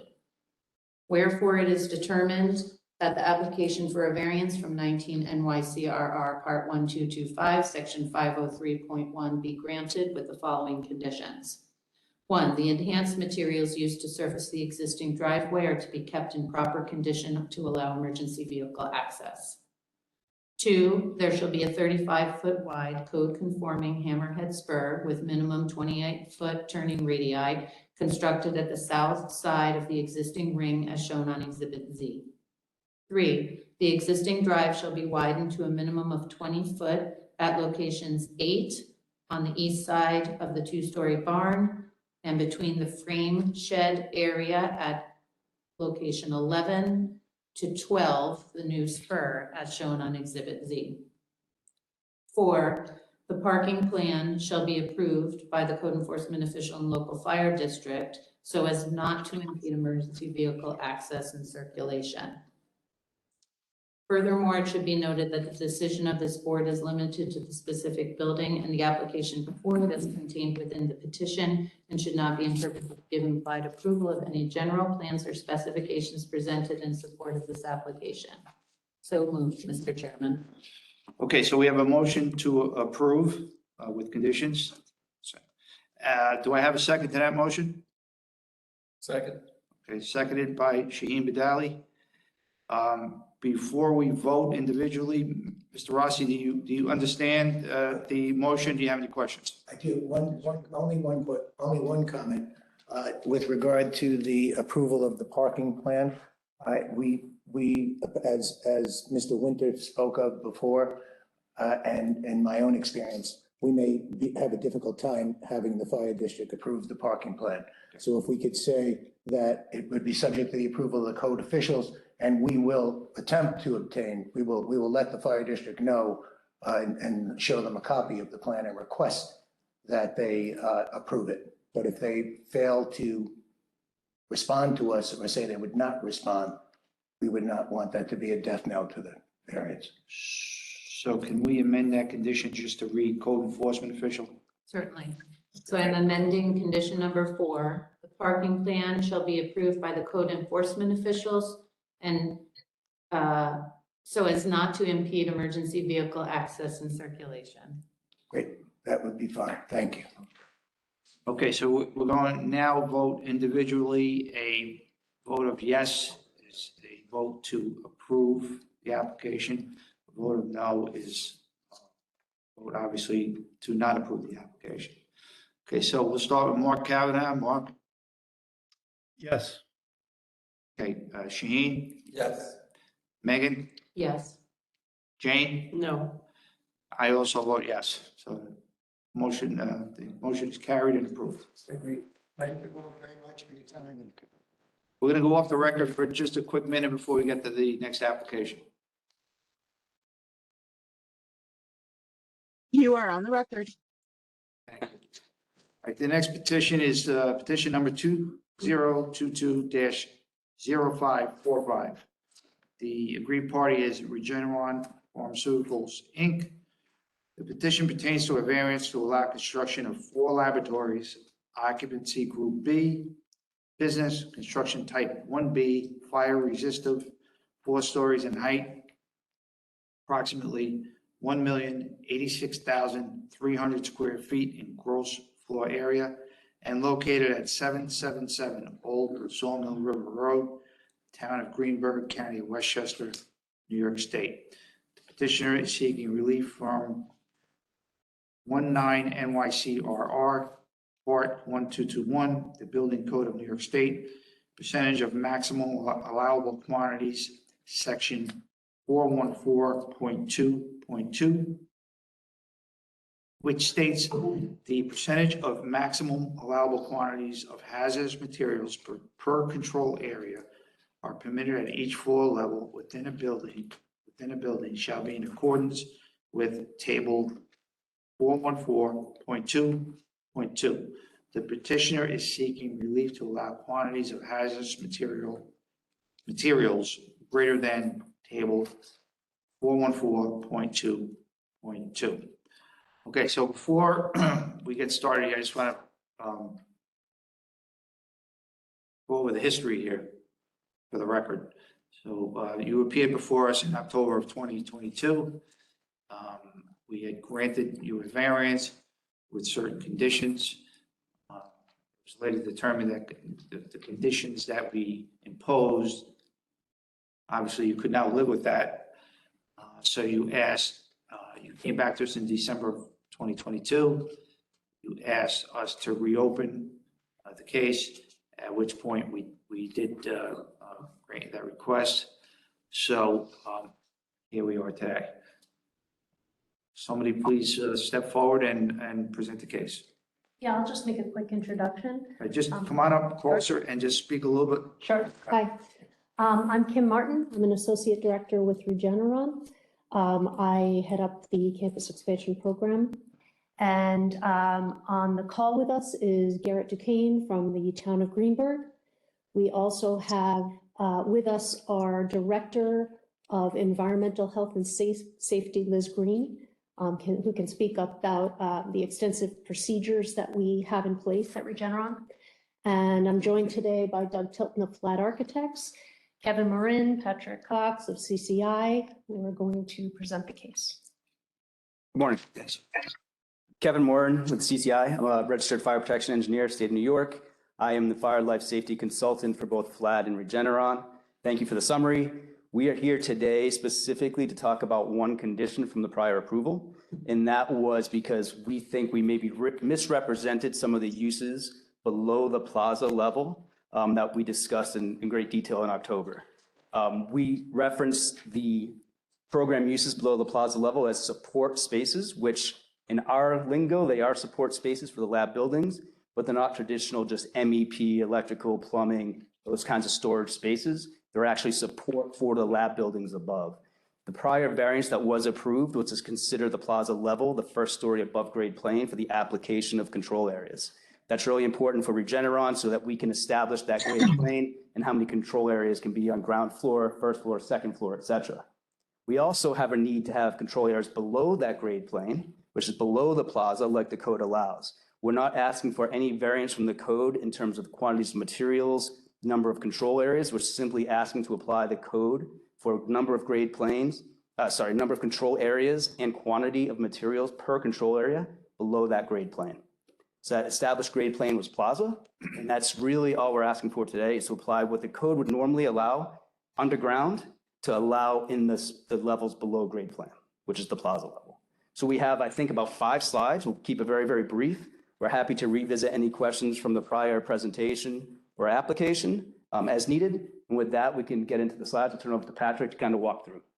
Yeah, so I can go on the record. Name. Patrick Cox. So again, I'm registered fire protection engineer with New York State, principal at CCI, where again, the fire protection life safety code consultant for Regeneron. So like Kevin said, just to come back, the condition of approval was that we could not have control areas in what the condition stated as the podium level. So this presentation is going to go through why we think we can and how that's essentially as of right per code. And then we also want to talk about some of the above and beyonds that we're doing to address some of the concerns that you might have had about having control areas in those levels in the podium. So we can go to the next slide. So just by way of, this is a little tough for you to see, but by way of just project history again, right, the blue buildings are the R&D buildings, right? Those are the 4 buildings, and of course, we'll share this PowerPoint afterwards, but those are the buildings that we're specifically talking about. There are other buildings on the site. We do not have control areas within those buildings, only the R&D buildings. So we can go to the next slide, please. This gives you the concept, just from an aerial view about, the yellow is essentially that elevated plaza level, the 4 R&D buildings, and then we're specifically here to address the podium level below the plaza and how we can have control areas within them. Next slide, please. So I know as part of this, you were requesting that we show what a typical floor plan may look like in the podium level. So, and what those support areas actually are. So it's a little difficult for me to see, but ultimately we have support areas such as the cylinder storage, right? We have chemical waste, we have biological waste, we have consumables that are down there, and then we have lab support. And the reason why these areas need to be in the podium level and why they can't just be located above the plaza is for a number of different reasons. I mean, really the main, well, a couple different points here is we need to store and handle the materials upon transfer from the loading dock. So all these buildings get deliveries at the podium level. They come in and they get transferred throughout the building, or they may stay at this level for the imaging suite, for example. So it's necessary to address how we handle these hazardous materials through control areas based on how they get delivered to the site. The need to store and handle them while they're waiting to get disposed. So we have these rooms that come down, the freight elevator, let's say, they go inside these control areas and they wait and stage there before they get taken away and disposed properly. The next one is we need to locate the imaging suite on terra firma. So through vibrations and acoustics. So on the right side of the page, for example, there's 2 parts, which is the last one, but the floor-to-floor height here is quite high, and that's necessary to accommodate some of the equipment that we have for research and development. So we can't just put it on the upper levels and limit control areas above there. 1, because of vibrations, 2, because of acoustics, and 3, because floor-to-floor height here is larger to accommodate the equipment for the research and development. That addresses the last point, and then the other one is the need to support future lab areas due to uncertainty, prevention, and control of infectious diseases. As we all know, with COVID, this is a research and development site, so they're developing whatever it may be it vaccines or other medications to help address infectious diseases. So in the future, maybe the imaging suite gets swapped out to a lab. The idea is always, though, that we live within table 414.2.2. We never exceed those limits. It's always operational as that. But again, this is representative of what may be down there. And again, why we need that stuff in there. I think a lot of it hinges on the loading dock, but we have to transfer materials from there. So we can go to the next slide. So just for context, I thought it was a good image to show you how we're applying this table. That was color coded. I know last time when we printed it, it was black and white. So above the plaza level, we'll always live within the limits of the pink highlighted portions of that table. Right, always. That's how we're going to handle control areas above the plaza level. When you get below the plaza level, what is shaded green, that's our quote unquote podium level. And we're always going to live within the limits of how many control areas are permitted to have there and what type of material, maximum allowable quantities we're allowed to have in the podium level as well. So we're never going to exceed those, always going to be in accordance with that table.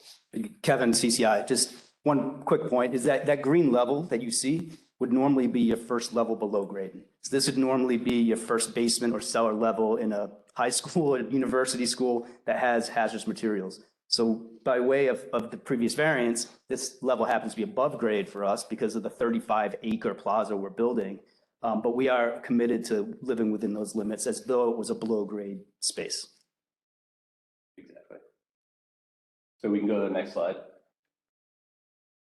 So in terms of what systems we have in the building and then what we're doing above and beyond, base systems are just every building's type 1B construction, so everything's 2-hour fire resistance rated. We have automatic sprinklers, we have class 1 standpipe, we have fire alarm system throughout, which includes emergency voice alarm. We have emergency lighting, emergency standby power, elevator emergency operations, such as stretcher compliant elevators in phase 1, phase 2. We have electrical supervision and monitoring sprinkler systems. We have emergency responder radio coverage, which is part of the fire code requirements. We have fire command centers for these buildings because they actually are a high-rise by way of measuring lowest level fire department vehicle access. We have a post-fire smoke purge / smoke removal system. They're one and the same, but some people interchange the terms. And then we have a building management system which monitors the entire site essentially. So what we're doing above and beyond, we can go to the next slide. There's a couple different things. We heard your concerns last time about what can we do to get this over the hurdle. And I think the first thing is we have Regeneron's Environmental Health and Safety Department. They issued a letter, which was part of the appeal that was part of the package last time that we sent on. I cropped the letter in here just to show sort of the length of it, but I think if we go maybe another slide, maybe 2 more slides to get to what the list, yes, this is, sorry, maybe we could pause there. Elizabeth's on the phone as well, so we can talk to her if you have questions about how we're handling these materials, but to condense this letter and sort of touch the high points. Now, again, this is not required by the code, but because of Regeneron's, I mean, they're a publicly traded company and they're interested in managing these materials properly. They have a full-time staff dedicated to monitoring and controlling compliance with the MAQs. So the full-time staff is about 20 people. Each of these buildings will get a dedicated staff person to make sure that everything's being managed accordingly.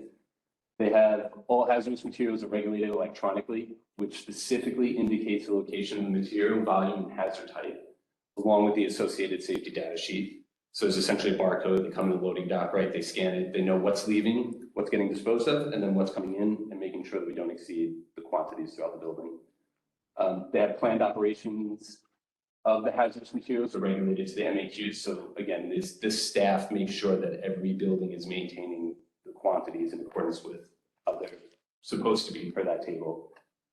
Chemical waste is management through an integrated workplace management system to track and regulate waste pickup with a contracted licensed third-party waste vendor. I know that's sort of a mouthful, but essentially there's a third-party vendor who manages the waste, makes sure that it gets out of the site properly and is not collecting or building up in the podium level.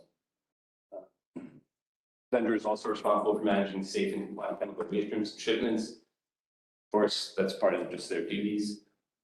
The waste collection system is integrated to the BMS, which is the building management system, so they always know where these materials are, how they're getting regulated. And they notify EHS or environmental health and safety when quantities have reached what's permitted in that particular drone, right? So they know they have to swap it out. And I think it's an important part. It also monitors for leaks that may occur inside the imaging suite or lab space or whatever it may be. We have HazPower trained personnel, site covering multiple shifts who can respond to an alarm and have staff on call in the event of a fire or spill, so that first responders are notified. So we have, again, a staff that coordinates with the fire department if there were a leak or if there was a spill. We can go to the next one, which just touches on a couple more points about what that letter has stated. The first one is coordinated introductions, which we've done already with the Westchester Hazmat Response Team, so that they understand what the materials are, where they're located, and how they're being addressed at the site. We have security fire safety directors who hold regular fire drills within the research and development buildings. That's important because they will tell the person or the people within the building, right? These are lab professionals, but if there's a spill, if there's a fire, here's where you go, here's your muster points, here's where you get out of the building. So it's an important piece. Site-specific safety programs detailing how to handle materials and expected compliance for employees, which I think ties into the next piece. Essentially, the people who are handling these materials have to complete specific programs to understand the hazards associated with the materials, how they get disposed of, how they get handled, how you should recognize if a quantity seems to be being exceeded. So again, important. And I mentioned this earlier, 20 full-time staff who are available 24/7. This is the environmental health and safety who's employed by Regeneron, and a chemical safety officer. And then each R&D building is assigned a staff member who is responsible, again, for regulating the inventory and making sure everything's in accordance with Table 414.22, which we're here to talk about today. So that's just from an EHS perspective. I don't know if you had any questions about that, or if you want Elizabeth, who wrote that letter, which was part of the appeal, to speak to, or I could go to the next points about what we're doing above and beyond. We'll save the question, Cillian. Okay. Or Liz, do you have anything you want to add to what Patrick just mentioned?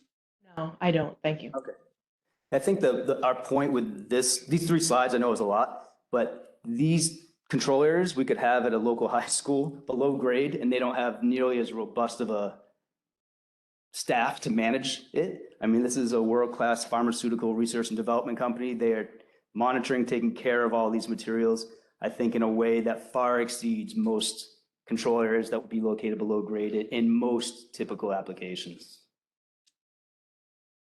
We can go to the next slide, please. So smoke detection. So we'll do, again, this is not required by the building code, but we're doing this with fire code, doing this above and beyond. We'll do select covered smoke detection in the areas that are actually storing and handling the hazardous materials. So anywhere that's actually being stored and handled, loading dock, inside the imaging suite, inside your chemical waste storage room, inside your cylinder storage room, we're going to do smoke detection inside there, space per NFPA 72, not just one smoke detector, an actual covered smoke detector system.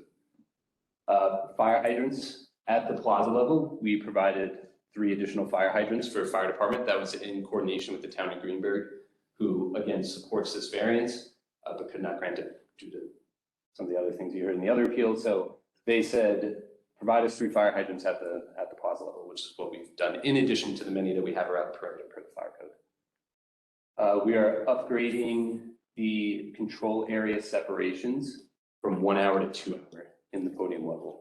So if you go back to the table in 414.22, it says in that area, in the portion of the table that was highlighted green, it says any control area has to be separated by 1 hour construction. We're electing to upgrade that to 2 hours. So hopefully that adds added level of protection. And then the last one is all of our fire alarm in these buildings go off on sprinkler water flow. So, because that's an exception to not providing annual fire alarm stations.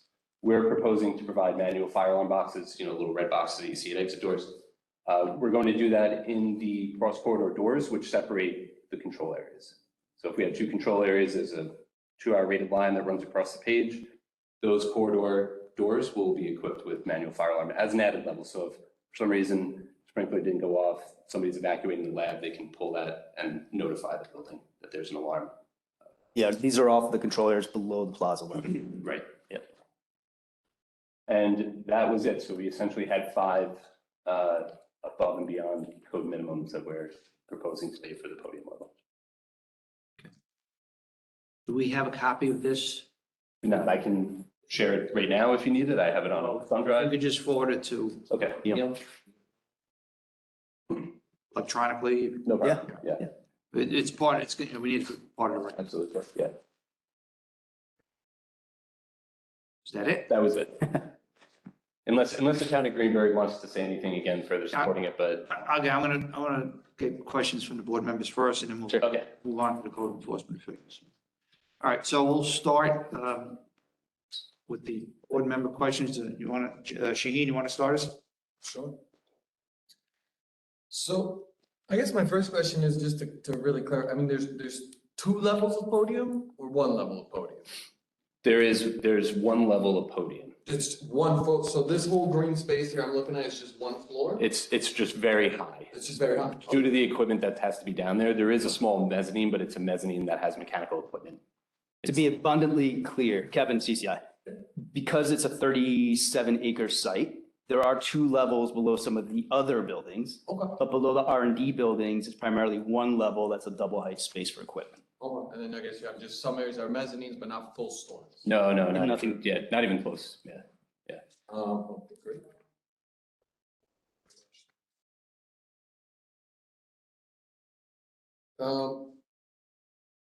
So, and I guess this is just like a point of clarification in terms of so is there a protocol for, or is it a guarantee that you would never be delivered in excess of the quantity of materials that's required? Like, let's say the truck comes in and you're maxed out of capacity on the floor, is there a protocol that it can't, or does it just leave the facility, or what happens in that case? Liz, can you answer that question? Did you hear it? I did, yes. Hi, good morning. There isn't a protocol yet, but we are enhancing our systems to have that capability so that when the chemicals are ordered, it would flag it when it's tied into the chemical inventory. The quantity, so not yet, but we're going to get to that place. And in a few years, we should be able to get to that place. And I don't know that it's a code requirement, I was just more of a curiosity. Yeah, and I would say that they have an existing campus now Right. that operates, and they have protocols in place for the existing campus right now. This is going to be a new campus, hopefully newer technologies, a much better way to monitor And quantum. that building management system is for every building all integrated? It's So it's separate. for this campus, it will be, Yeah. right? What's that? It's not a original question. Oh, okay. Yes, the building management system is, the elements of the building management system that we utilize is intended to be and is expected to be the entire campus. So whether it's the leak detection, or the, limits of the waste that's been generated and the capacity has been reached, which is never 100%, we switch out drums and swap, materials out, usually within like a 70% range. That's when we're alerted and we start moving materials out. If I could just add to what Liz was saying about continuing to develop our processes. It's going to be a few years before these buildings are occupied. So we're constantly revisiting our procedures and improving. I'm sorry, I'm not sure who was speaking. That was Kim with Regeneron. Thank you. I just had one final question, which is going back to those manual fire alarm boxes. I know there's some limitation to where they're actually allowed sometimes in public spaces. They're not supposed to be installed, so I want to confirm that they'll only be located right in places that they are allowed. Yeah, we believe, Kevin, CCI, we believe we can, because they're not required by code, we can elect to add them as an additional safety. But these aren't terribly public spaces. As you imagine, these are labs. So these are all vetted Regeneron personnel that's in there. We might not want to put them in like an amenity building or something, but this is, I think this is, Back of the house. yeah. Space anyway, right? this is a monitored space. Cool. That was it for me. Thank you. Yeah, thank you. Okay, let's, Mark Kavanaugh, questions? Sure, just a real quick one, because I wasn't involved in the first hearing. So just so I'm clear in my mind, you're proposing to be compliant with table 414.2.2, which was a stipulation that they wouldn't allow chemicals below or in the podium level, but you're just saying that you need to have these and you're going to be compliant. So you'd have 3 control areas and never exceed 75% of the MAQs. Is that correct? That is correct. Yep. Okay, I'm clear. Thank you. All right. Jane? I have no questions at this time. Okay. Megan? Shaheen already asked my questions. They might think alike. Okay.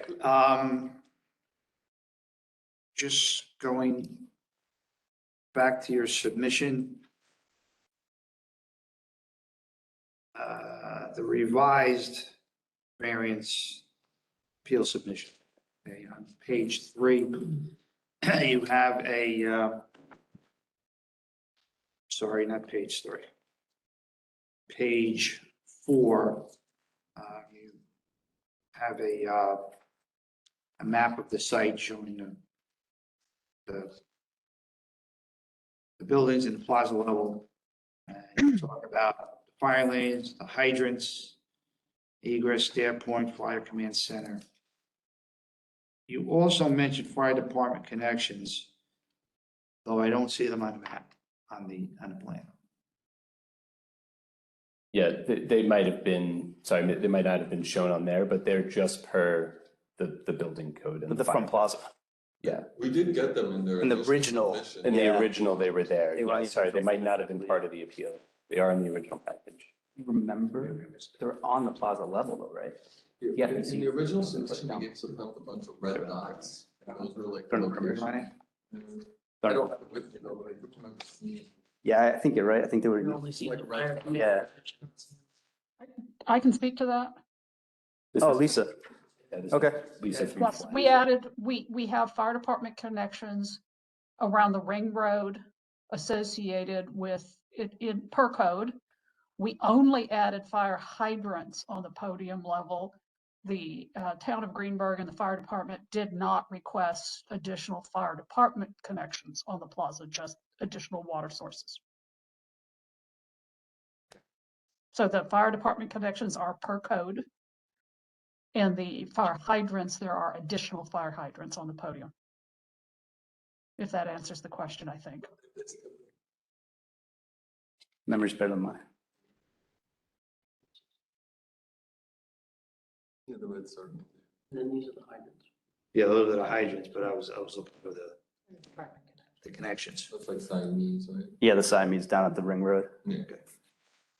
Okay, next question. Parking garage is completely, or the area underneath the plaza level is completely occupied by a parking garage, is that correct? Yes, underneath the plaza, yes, it's parking. But each building also extends under, right? So, Right. yeah. I get that. But the So my question is, typically you get a parking garage as a height limitation for vehicles. Mhm. So can you fit a fire engine under that? They're not. I would not think so. Maybe in the loading dock. I suspect nobody would want to drive a fire engine into a building anyway.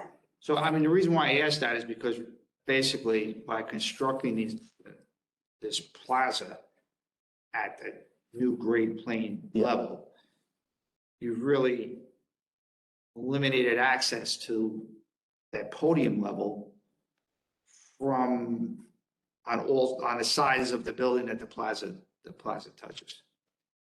Aside from via the loading dock. Yeah, so you can get it from the Ring Road, or the fire department would drive up on top of the plaza and then have to go down like you were going below grade in So, a yeah, typical you can- building.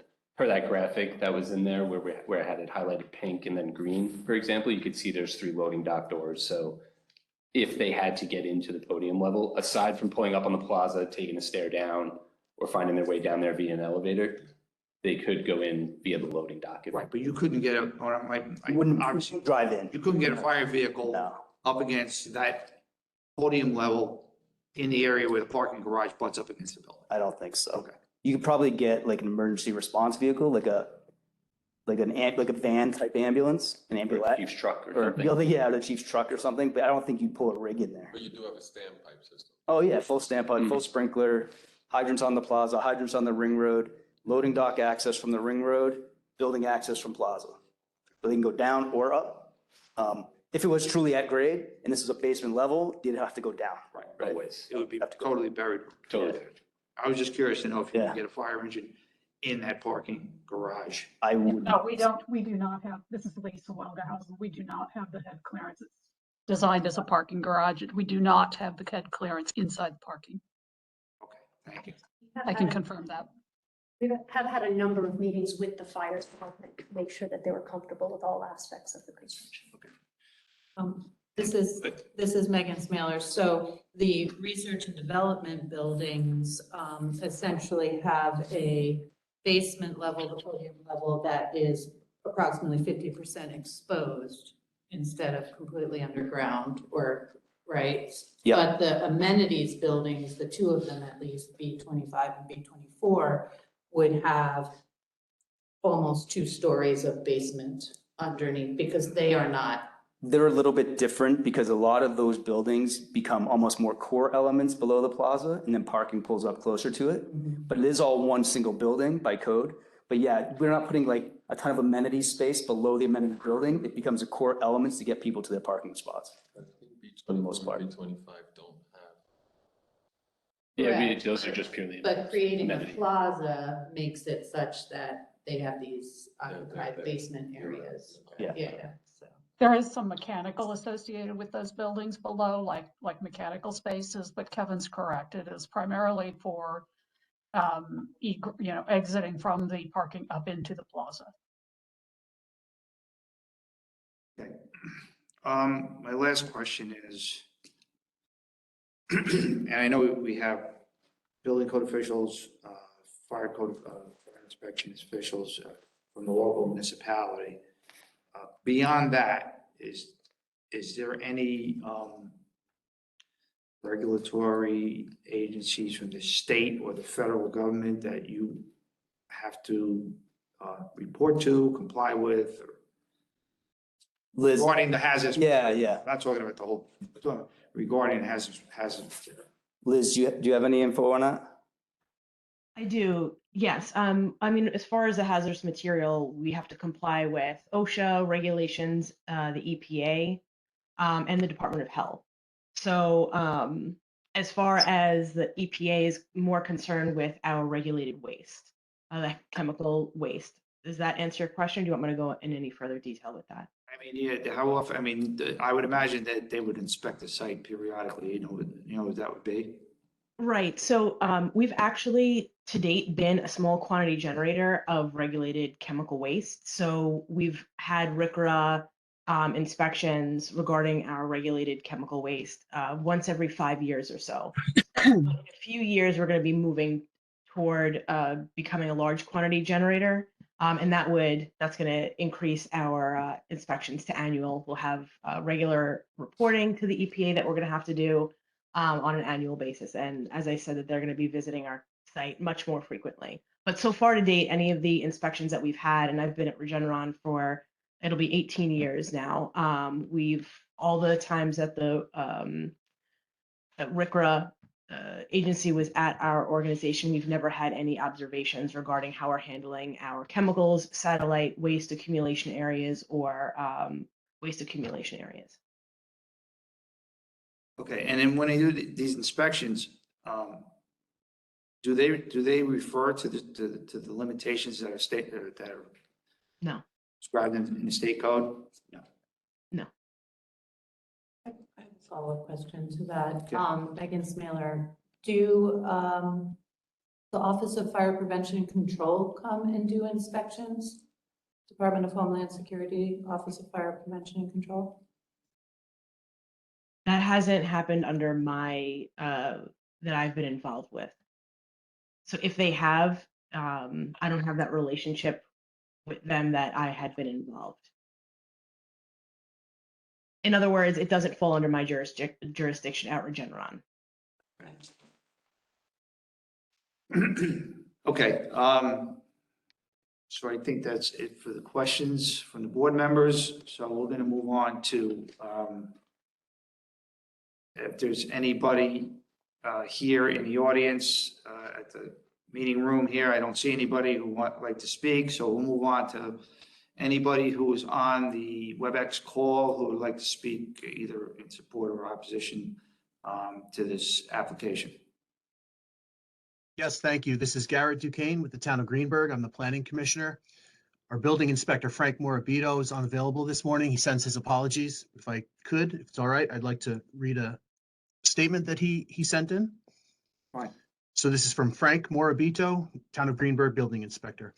I support the reopening of the variance petition 2022-0545 and the removal of the condition that no future research and development control areas shall be built in the podium areas below the plaza level, provided all required fire protection and life safety features are installed, along with the above and beyond fire protection and life safety features proposed by Regeneron as detailed on page 6 and 7 of their submission. Thank you.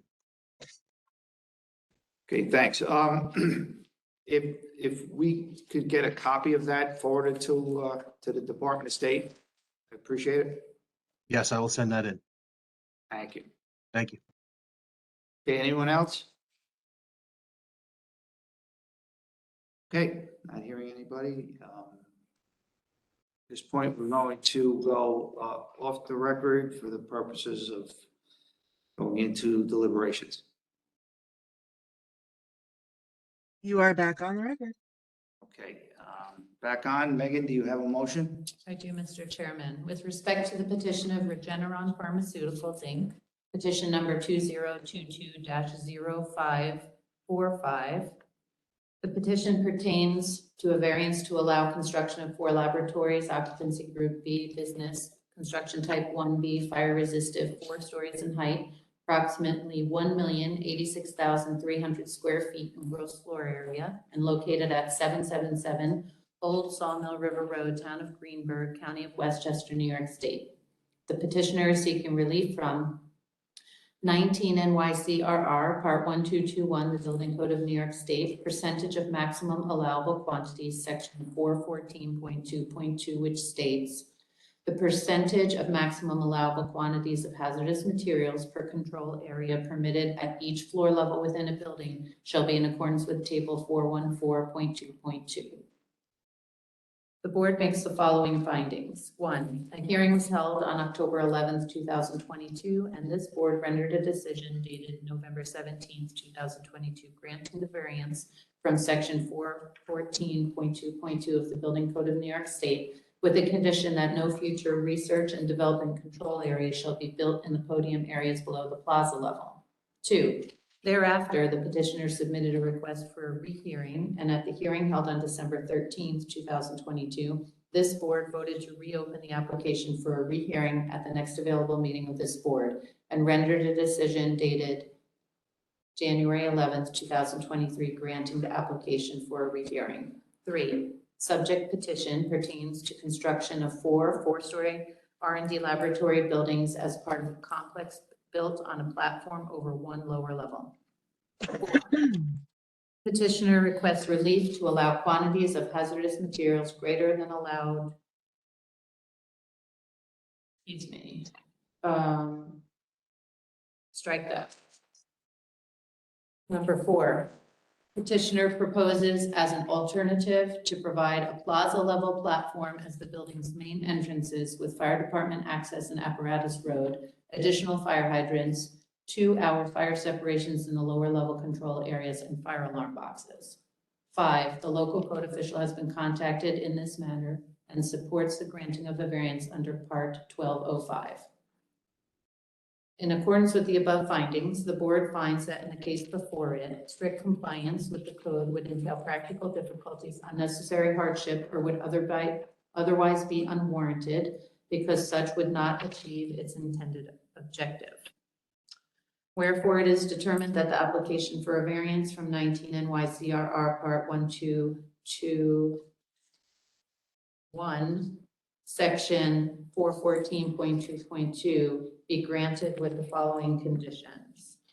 1, all proposed alternatives for fire protection and life safety systems that are above and beyond the code listed on pages 6 and 7 of the January 27, 2023 submission shall be included and maintained.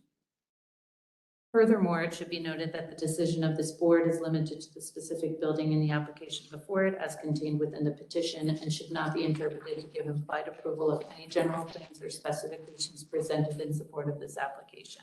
So, Mr. Chairman. Okay, thank you, Megan. We have a motion to approve. Do we have a second? I'll second. Jane Slavin seconds motion. Before we vote, I just want to, do you understand the motion? You have any questions? Okay.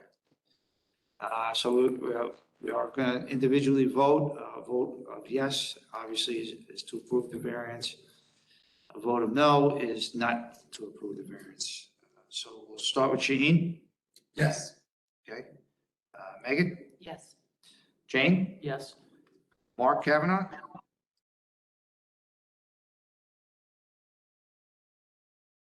Might be on mute. Maybe he can't hear me. Okay. Mark Kavanaugh?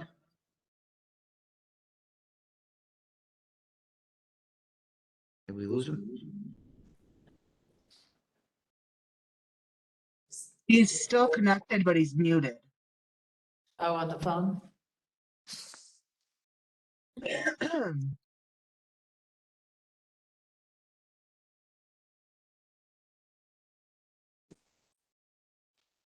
I sent him a request on mute, but we lost his visual, so I'm not really sure.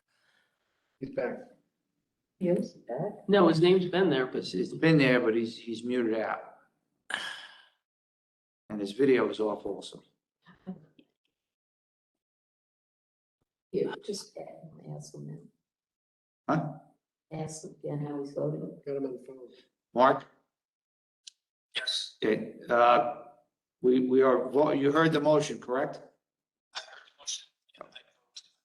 Yes. You vote yes? Okay, so Mark Kavanaugh votes yes, and I also vote yes.